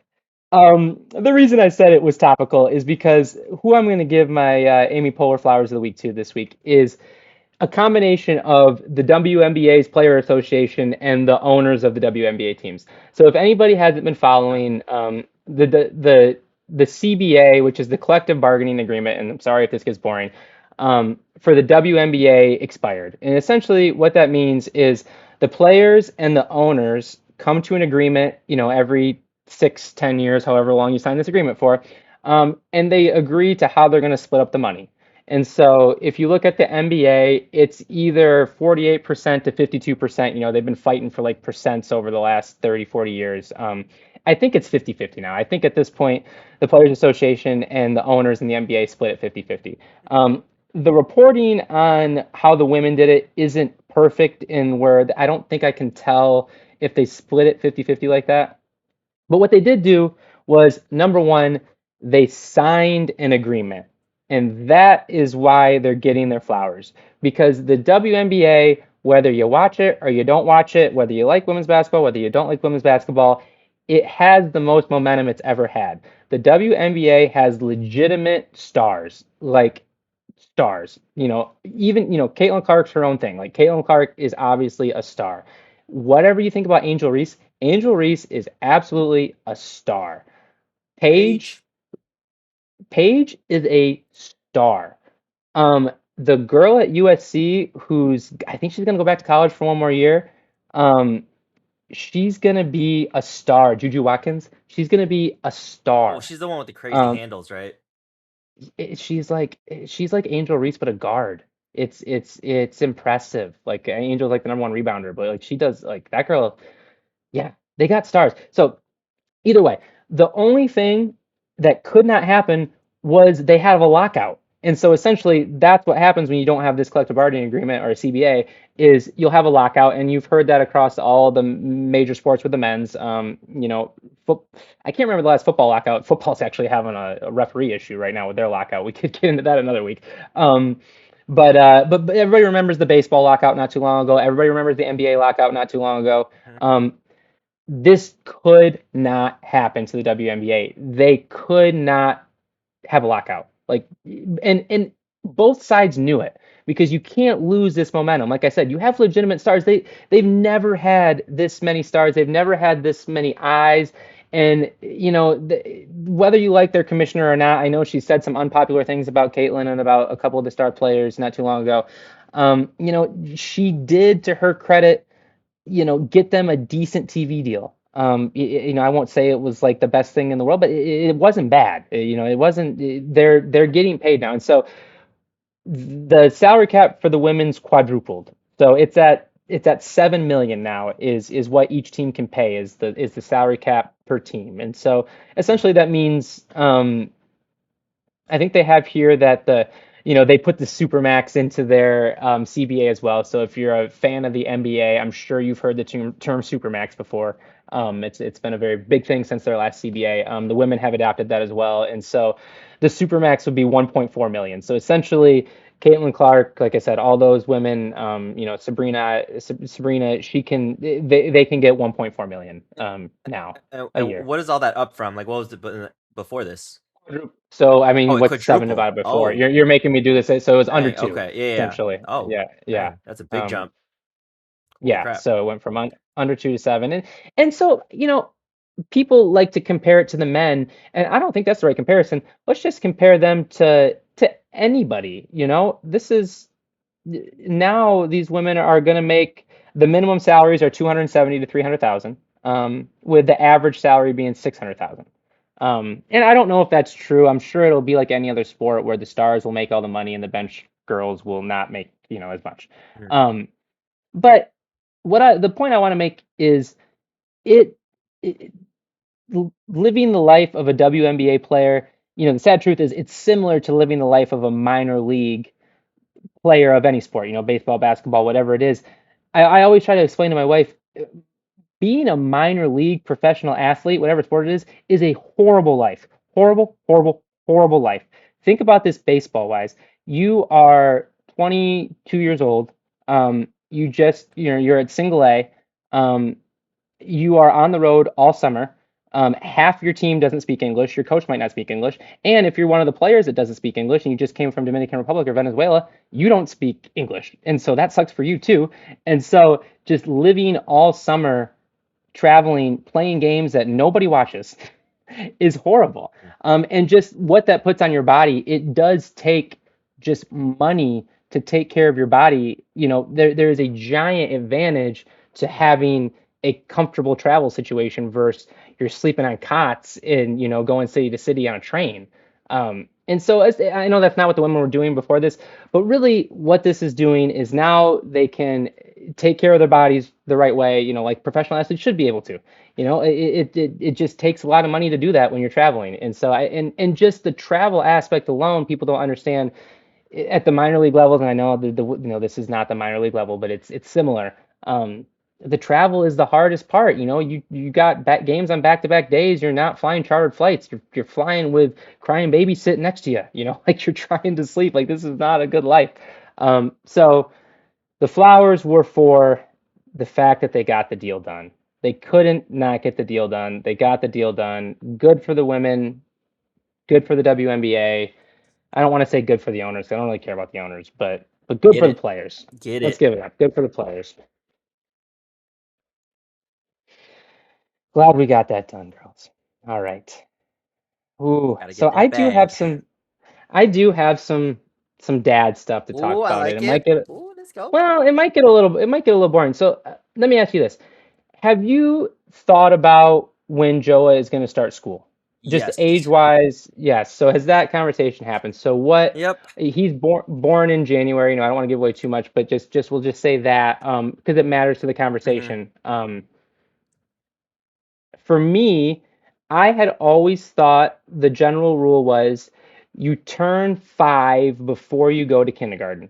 And essentially what that means is you'll turn 18 sometime during your senior year. That's how Hmm. that math works. You and I, that is how both of our, lives have gone. We turned 18 during our senior year, and we would have been 5 years old before the first day of kindergarten. Hmm. So with that being said, would Joa essentially follow the same path as you because your guys' birthdays are similar? Yeah, I believe What do you, so. what, It does suck a little bit here in.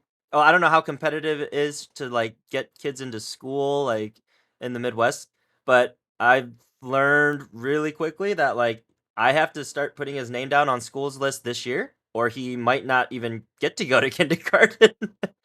I'm like, that's crazy. um, I have to know 3 years in advance where I'm about to put my kid for the rest or for like his elementary school. I'm like, yeah. But yes, to look, answer your question, I he would be on the same track as me. so I looked Kate in the eye and I said, because our oldest is going to start, she's going to start basically preschool at the same spot she's going to do kindergarten. So they call it big kindergarten, but it's essentially for the 4 year old. So next year she's going to turn 5 in the fall, and so she'll be 5 before she starts kindergarten next year. Okay. But either way, I looked Katie and I said, Sophie wouldn't be going to school if it wasn't for you. To your point, like, no way in heck was I thinking about getting Sophie on a list Mm-hmm. um, a year and a half, 2 years in advance for that. And to be honest with you, the only reason we did it was because daycare is so gosh darn expensive. Mm. We're like, when does this end? Yeah. Is how the research started. It's like, when does the payment of daycare end? Oh my And I goodness. think that's what Katie figured out. She's like, whoa, shoot, they got, we could do a free quote unquote be kindergarten. It just essentially pre-kindergarten. Um, Oh, it's free though and for you that gets guys. so that's what I'm saying. So this is through the school system, through our public school Yeah. system. Oh, She that's she nice. she's going to be in her elementary school. She'll go from this quote unquote begindergarten to kindergarten Mm-hmm. in the same school. So yeah, no, it's a we yeah, awesome. We got in on that. Oh, that's clutch.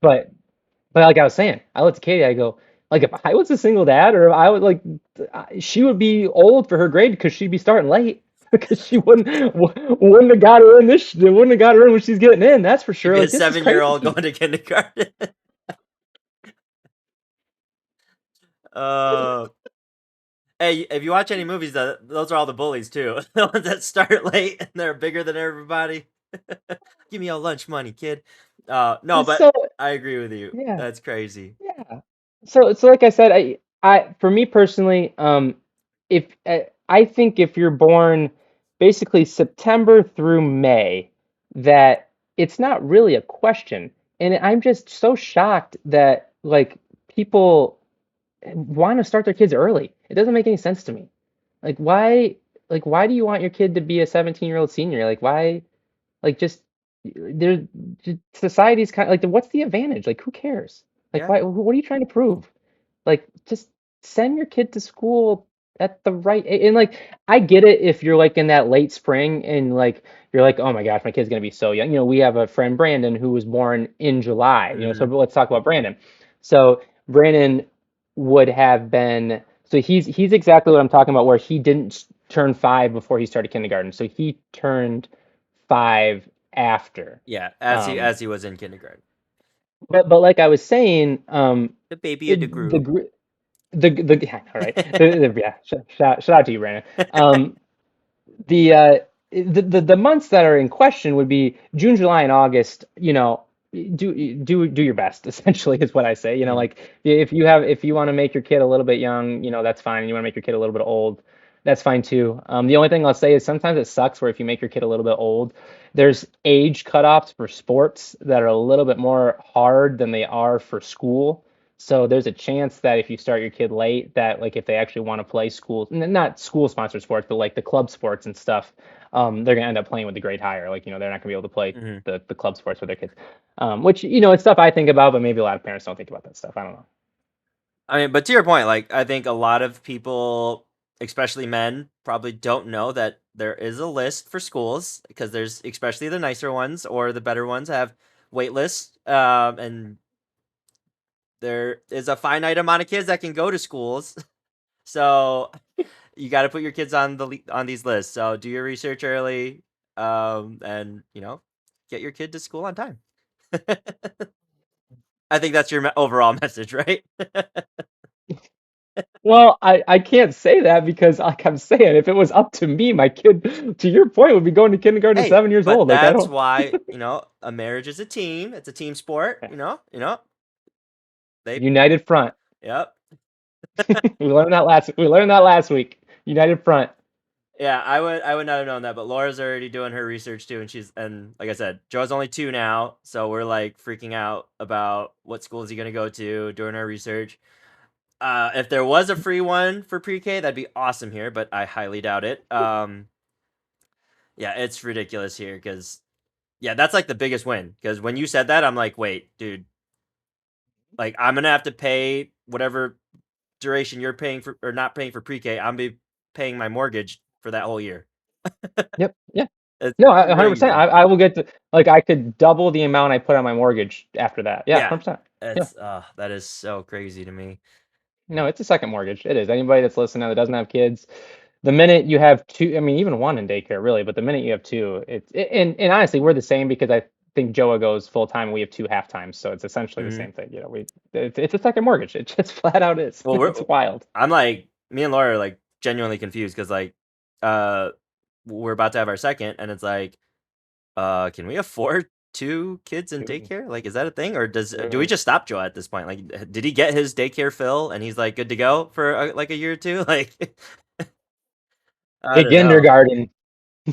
Yeah, I don't. They call their stuff weird here because they have like the school we're going through goes all the way up to TK, which is like toddler kindergarten, and then in No, bet after that there's obviously pre-K, and then it's kindergarten. So I'm like, dude, there's too much going on. You guys are trying to like milk us for every penny we have at this point, TK is the most California thing I've ever heard. right? TK? Yep, TK. I think it's toddler kindergarten, then there's pre-kindergarten, then there's kindergarten. I'm like, okay, this is crazy. This is crazy. They keep getting more expensive. Yeah, yep, I hear you. But on that note, one thing I am proud of myself for is my son's 529 account.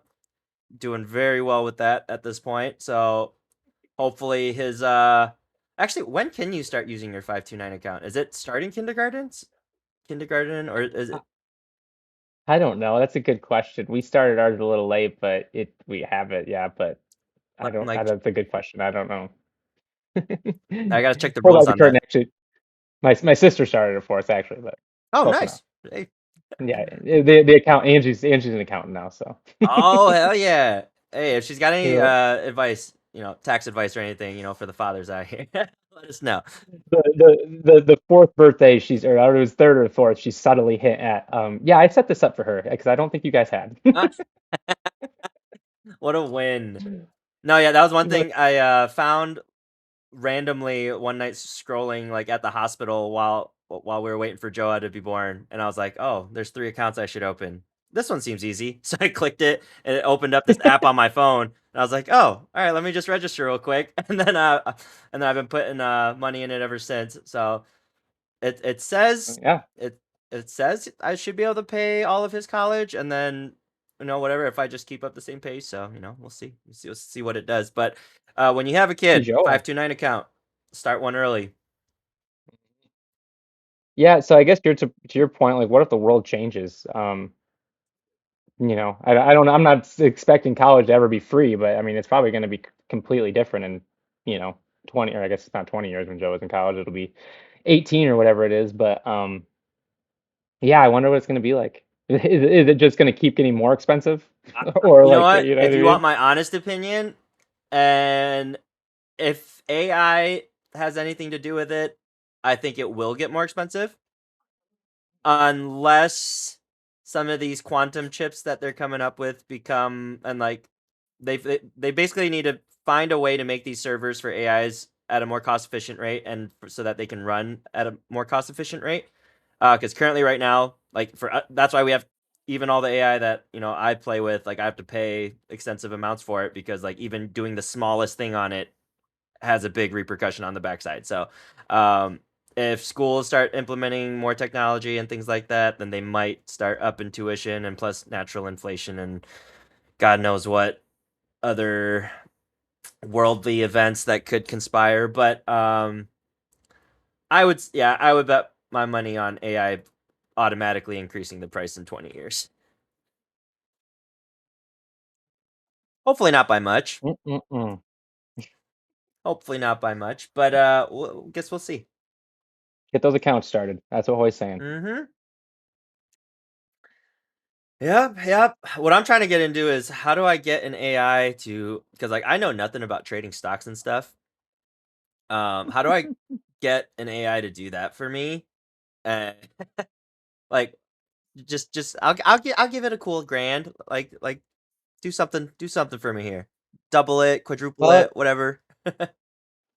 it's funny. I don't know how Kate and I got down this conversation, but today I was actually explaining to her, like, sports gambling. Well, you know how it started was we were talking about prediction markets are becoming a big thing now. So I don't know if you've Mm-hmm. seen, like, you can legitimately bet on the weather now. Like, Yeah. there's things like that. Like Yep. there's, and they're becoming certified in the same way that these sports books like FanDuel and DraftKings are. The FanDuel and DraftKings aren't in on these prediction markets. They're different apps. Mm-hmm. I don't off the top of my head, I don't have the most popular one. I think it's like Clash or something. It starts Sure, with a K. something like that. Yeah, and so, like, how they were getting into sports was like they were like, you had to, you could bet on, is this recruit going to go to this school, or Mm-hmm. stuff like that.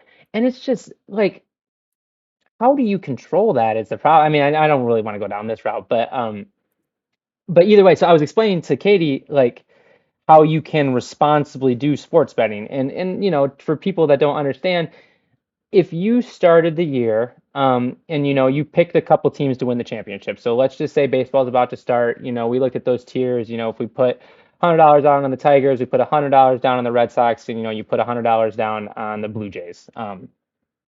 And you get towards the end of the year, and it looks like the Tigers are going to win the championship, or it looks like the Blue Jays are going to win the championship, or it looks like the Red Sox win the championship.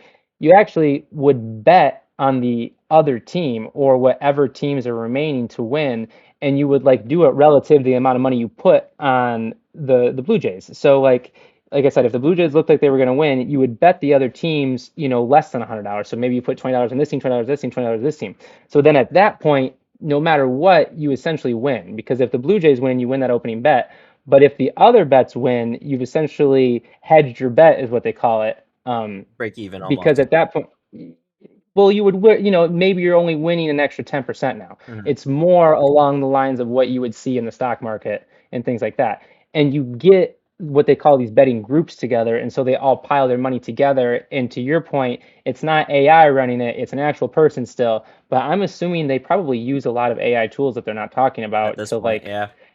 well, and it's less about like trends in the game themselves, and it's more at like what are the odds for the other teams. And Vegas is very, very, very careful. They do not let you win like this easily. You got to do this research hard. But like, if you had AI following the odds of certain teams, and when it got to a certain point, it would know to put money on them Mm-hmm. because that worked relative to your original bet. And all this starts is you have to have a long-term original bet for this to start, essentially. You got to Mm-hmm. have long-term original bet, and it has to have a chance to win at the end, or like it has to be relevant. So if you make a long-term bet and halfway through the year it's completely irrelevant, you can't do any of this hedging that I'm talking about. You have to, or you like put a responsible amount of money on like a lot of teams, and like I said, later in the year, if like you're using this technology and you could see how the math would work, you put your money on the other team. And so I wouldn't suggest doing that, Hoy, but that's another option to the stock market. Well, I've been seeing on my social media. The app is called Kalshi. That's what it is, Kalshi.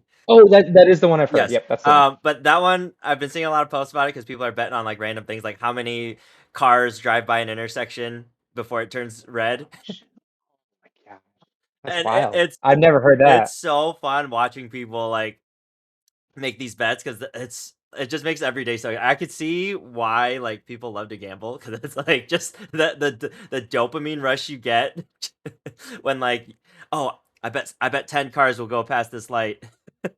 And then it's like turning yellow and only 7 cars have gone by, you're like freaking out. But Right. I did open that app and I was looking through and I was like looking at some of the random bets that you could do, and it's just ridiculous. Like you can literally bet on anything now, like how hot will it get in this city, or like it's not Due to nothing due to stock my, related at all.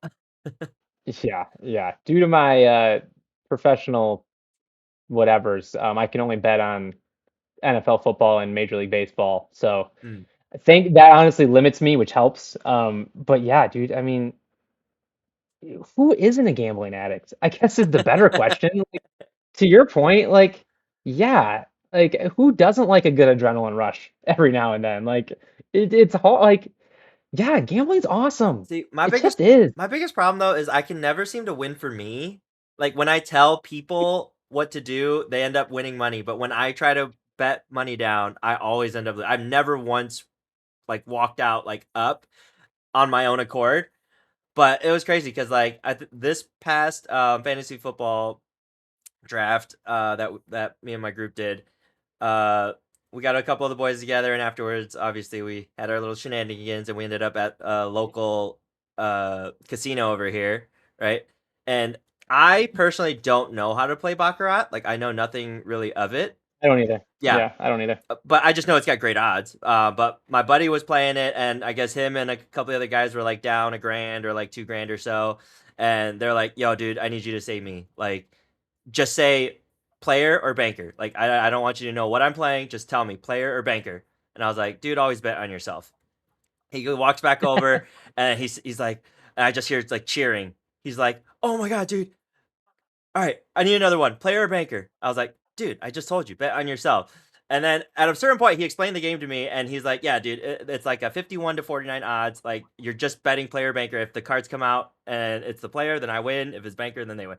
And so I didn't know like about the screens or anything. I'm not, but apparently the screens tell you like what the trend is, like how many times players have hit, how many times bankers have hit, and I guess and so I'm just sitting there. He's asking me, and I went on for a streak of 23 straight calls at this table. During this hot streak, So that's like, there was 6 tables in total. They all cleared out, and they're all rallied around our table. There's this one Vietnamese lady who had like a stack of coins, and she comes sits down right next to my buddy, and she's like, "I'm betting whatever he's betting." So I control a whole table's worth of people in the middle of this hot streak, and they're all looking at me, and I'm like freaking out. I'm like, I don't want to like have you guys lose money either. Like if I make a bad call, and I proceeded to make 23 calls right, and there was a point though where you can call a draw, and my friend was like, it was around like 12 in a row, 13 in a row, and this is where I got a little egotistical afterwards. But like at this 13 mark, 13 in a row, he like looks over at me, he goes, "All right, player banker." And I was like, "Dude, I don't know. I don't feel right about this one. I feel like it could be a tie or like something weird could happen. Like I don't know. Let's just cash out." So they don't play that hand, but this Vietnamese lady put the chips down on the draw, right? And it hits. It hits. And I this, bet the odds are crazy. yeah. Especially went crazy. And she literally, so she had to walk away from the table multiple times to cash out, because I guess if you cash out in smaller increments, they don't tax you as much. So like That can't be right. That cheater. That can't something be like right. that. I don't know. That's what he told me. I don't know, because I've like I said, This is I don't this win is at Hoy, I this don't is win Hoy, at casinos. So this is Hoy math. yeah. But so she kept walking away, coming back, walking away, coming back with chips, and then like we proceeded to play. But I was like, they literally, everyone was freaking out because they're like, "Yo, you just called a draw on this hot streak, and then proceeded to call another 10 in a row." And I didn't even end. We didn't even end the night because I got something wrong. I was just done. Like I didn't want to like keep going, so I was just like, "Let's go home." I mean, I honestly, those odds are probably pretty close to like a perfect NCAA bracket. Like it's probably pretty darn close to that because I mean, you're just guessing 50-50 games Yeah, over and over and over and over again. And like, yeah, like I don't know what the odds are of like getting heads or tails right, like 25 times in a row, but I'm sure it's astronaut like it's yeah. exponential. Like it's That crazy. night, I'm sure those odds we are still don't know if unbelievable. that night actually happened. Like it's like like their bank account says it did happen, but I'm like, yo, this is crazy. Like, did we really just make all those calls right yesterday?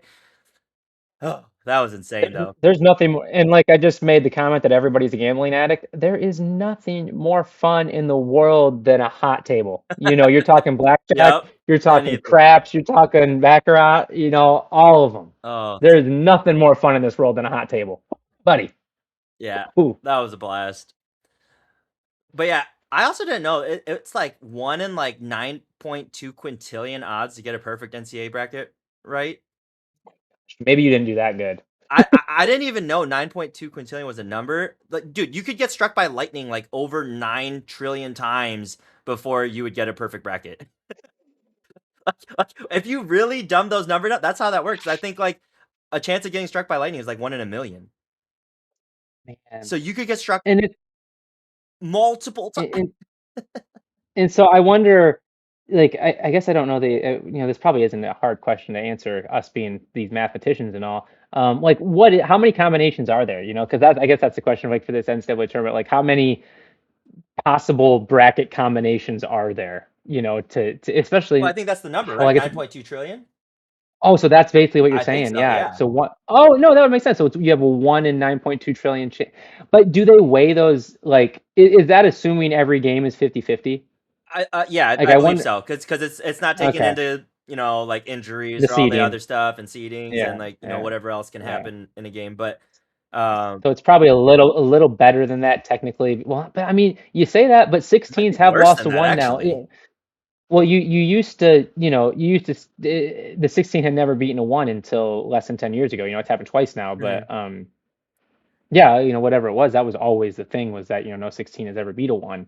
But now that's happened. So now you have to just assume that that could happen. And so that just makes it even more, yeah. Yep. No, it's always, I mean, that's why it doesn't happen. It's never, nobody has ever had like a perfect bracket on like a recorded, you know, Yeah. site or Yeah. sports book or I whatever don't it think is. it's It's ever never, been done yet. So, there's never been a recorded one, no. Or whatever you want to call it. but Certified. Don Don has claimed that this year hers is going to be perfect. But that was the day before it started. So let me do a quick check in with her, see how her bracket's doing. Well, I will tell you, since we've been talking, number one seed Florida lost to Iowa at the buzzer. Number three, Virginia lost to Tennessee late in that game. St. John's beat I already said about that because we're not seeing Peterson anymore. So really, that's the big one. The Iowa just taking down Florida. I would assume there's nobody left. The last I saw, there was two perfect I brackets, think like in so. the Yeah, there middle was of only today. 2. On Sunday, there was two, and it made sense too because this one was pretty chalk. Like, you're joking about High Point beating Wisconsin. Like, there wasn't really. That was probably the only high seed that won that first round. I can't think of. I think all the four seeds won. I think all the 1 through 4s won. Which makes for like, yeah, everybody probably has gotten a lot of games right this year. Doesn't mean you're winning your bracket, but everybody's getting them right. Yep. But yeah, guess we'll see. We shall see. See what comes first: me getting struck by lightning or me getting a perfect bracket. My God. I got something for us to end on. I started with a joke. I'll end with something. So, um, and I blew it. I needed to say this earlier. If you haven't listened to Daddy Needs a Break on Spotify, you need to go listen to Daddy Needs a Break on Spotify. I'm going to start the show with it next week. It should have been started with it this week. I totally blew that. Oh, Anyways, in that song there is a reference to Celsius because I am hopelessly addicted to the energy drink Celsius at this point, and that is we're trying to get that sponsored. We're trying to get them sponsored. I will gladly work for just Celsius, the drink, and no money. If it's Celsius, if you're listening right now, if we're getting to you, just pay me in drinks. I like lemon lime, I like orange, I like a couple other flavors. I'll let you know. I've still Either yet to way. try one, so I'd be down to try it. Either way, I have one right here. I've been drinking it if you've been seeing me. These are what the cans look like. Just giving you a quick visual. So my grandpa sat me down last week and he said, "Mike, I think you have a drinking problem." And I was kind of like, well, what? Like I like barely drink. Like this is funny. Like what could possibly give you this idea? And he's like, "I see you pretty much every day in the middle of the day having a drink." And I'm just like, what is he talking about? And yeah, no, my grandpa totally thought every time I had a Celsius that I was just throwing one back at noon. It looks like a Um, seltzer. and I was going to a basketball game is why he said it. And he's like looking at me like, what are you doing? Like I was okay with you being drunk at work, but this is a different animal. He's like, you. Do we need to talk? Do you need to go to AA? Like, are you okay? Oh my gosh, I laughed so hard, and I think we had somebody else in the room. I think my mom or my dad or somebody else was laughing too. But yeah, Oh, it's laughing this so is hard. so good. Oh, and if you came to our house, I got empties laying around everywhere. So if he was over at our house, he would have been like, "Oh my God!" Like the recycling bin is nothing but empty Celsius. He's gonna call for an intervention and call everyone there. That's hilarious. He got the point. Sorry, the information was wrong, but the point might be right. I might be drinking too many of these. I might be killing my heart. I'm not killing my liver, but I think I'm killing my heart. So Uh, I guess I whatever guess keeps if you you're going and listening, whatever gets us a sponsor, right? let me know if you're listening. Let me know if I try not to do two in a day. I understand they actually there was something said that if you do more than two in a day, like you actually will like your life's gonna end earlier than it was if you drink two of these in a day. It's So I try not to do that. it's like the Long Island iced teas at Oh my gosh, at Peanut that Barrel. yeah, yes, yes. Can't have more than two a Or the day Long unless Island, you're Katie Naud or Katie or the Yagashi. pitcher. Yeah, yeah, Yeah. or the pitcher at Burgerama. Absolutely. Oh yeah, I think that's where you learn how to do math. It's after Burgerama. Oh, I wonder if the burgers has inflation changed it, or is it keeping up with the Costco rotisserie chicken prices and Costco hot dogs? Is it still a dollar fries There's and no way. dollar burgers? There's absolutely no way. Because I mean, they charge you $5 for a pitcher too. I don't believe it. It's got to be $10. I imagine the package has got to be 10 at Oh, least 10 is now. crazy. 10 is Pitcher, crazy. pitcher. No, it's not. Pitcher burger fries for $10. That's a deal. Ah, Still, you won't catch me dead. get out of here. No, You're in that is crazy California. though, You because can't yeah, you can't find that. that's crazy. That if it was still $10, yeah, I would still be very okay with it. But the fact that while we were in college, like we were walking out there, $7, burger, fries, and a pitcher was crazy. Actually, well, we stumbled out of there, but like, The amount of people that went into that bar with loose change, uh, like expecting to drink with their loose change that they got from their car and did it successfully. yep. And I didn't know this. Apparently, our year was the one that started Jersey Day there. The jerseys, that's funny, Yeah, yeah. Uh, and nobody does it's it now. Like ever since we left, like it's not really a thing.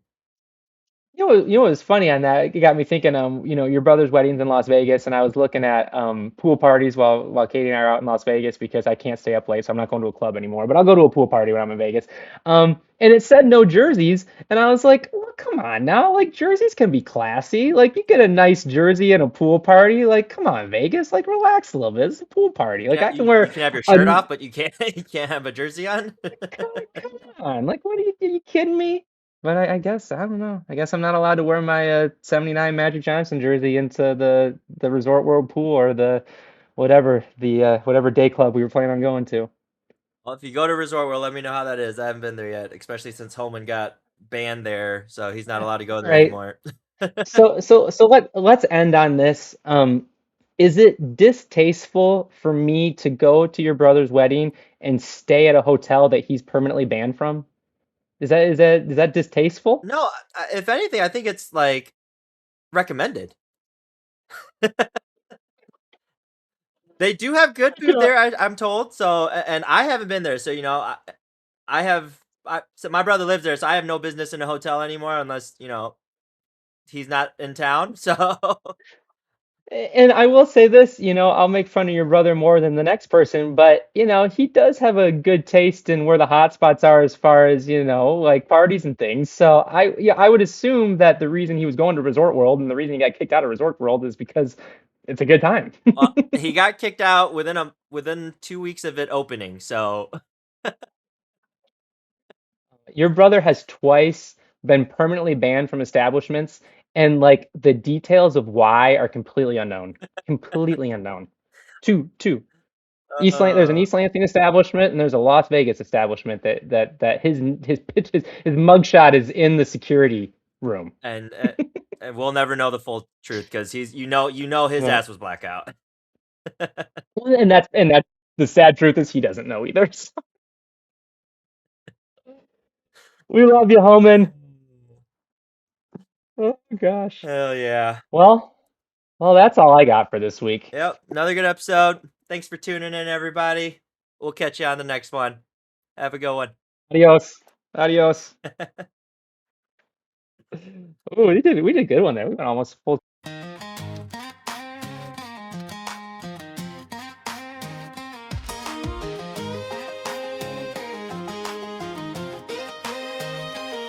Alarm clock rings before the sun. Another day already begun. Lunch boxes, backpacks, missing shoes. Cartoons instead of morning news. Coffee's cold, but the love runs deep. Promises that we try to keep. We're fixing bikes and broken toys. Raising girls and raising boys. We wouldn't trade it for the world, but every now and then we need a turn. Leave the kids, go have a beer. Even daddy needs a break a few times a year. We're superheroes without a cape, but we love nights out to stay up late. Talk some sports, laugh too loud, forget the bills and the noisy crowd. We love our life, make no mistake, but even daddy needs a break. Saturday morning, soccer fields, Band-Aid snacks and steering wheels, bedtime stories every night, monster trucks and spooky lights. We're the jungle gyms and taxi rides, the don't tell mom and the daddy vibes, living on snacks and dad joke gold, running on Celsius and nursery rhymes. We're proud of every little scar, but sometimes dads just need a bar. Leave the kids, go have a beer. Even daddy needs a break a few times a year. We're superheroes without a cape, but we love nights out to stay up late. Talk some sports, laugh too loud, forget the bills and the noisy crowd. We love our life, make no mistake, but even daddy needs a break. Yeah, we'll be back before the morning light, ready to coach and do bedtime right, fix the sink and build the toys, be the heroes for our girls and boys. But tonight we're just some dads, trading stories we never had, laughing loud, letting it out. That's what brotherhood's about. Leave the kids, go have a beer. Even daddy needs a break a few times a year. We're superheroes without a cape, but we love one night out to stay up late. Turn it up, let the worries fade. Two tired dads on a podcast stage. Life gets loud, but we celebrate, 'cause even daddy needs a break. Yeah, tomorrow we'll be back again, coaching teams to let loose. But tonight it's just a couple dads, disgruntled losers with some booze. And if you're listening and feeling the weight, pull Pull up a chair, crack one with your mates, 'cause raising kids is a beautiful ride. So we'll be back every Sunday night.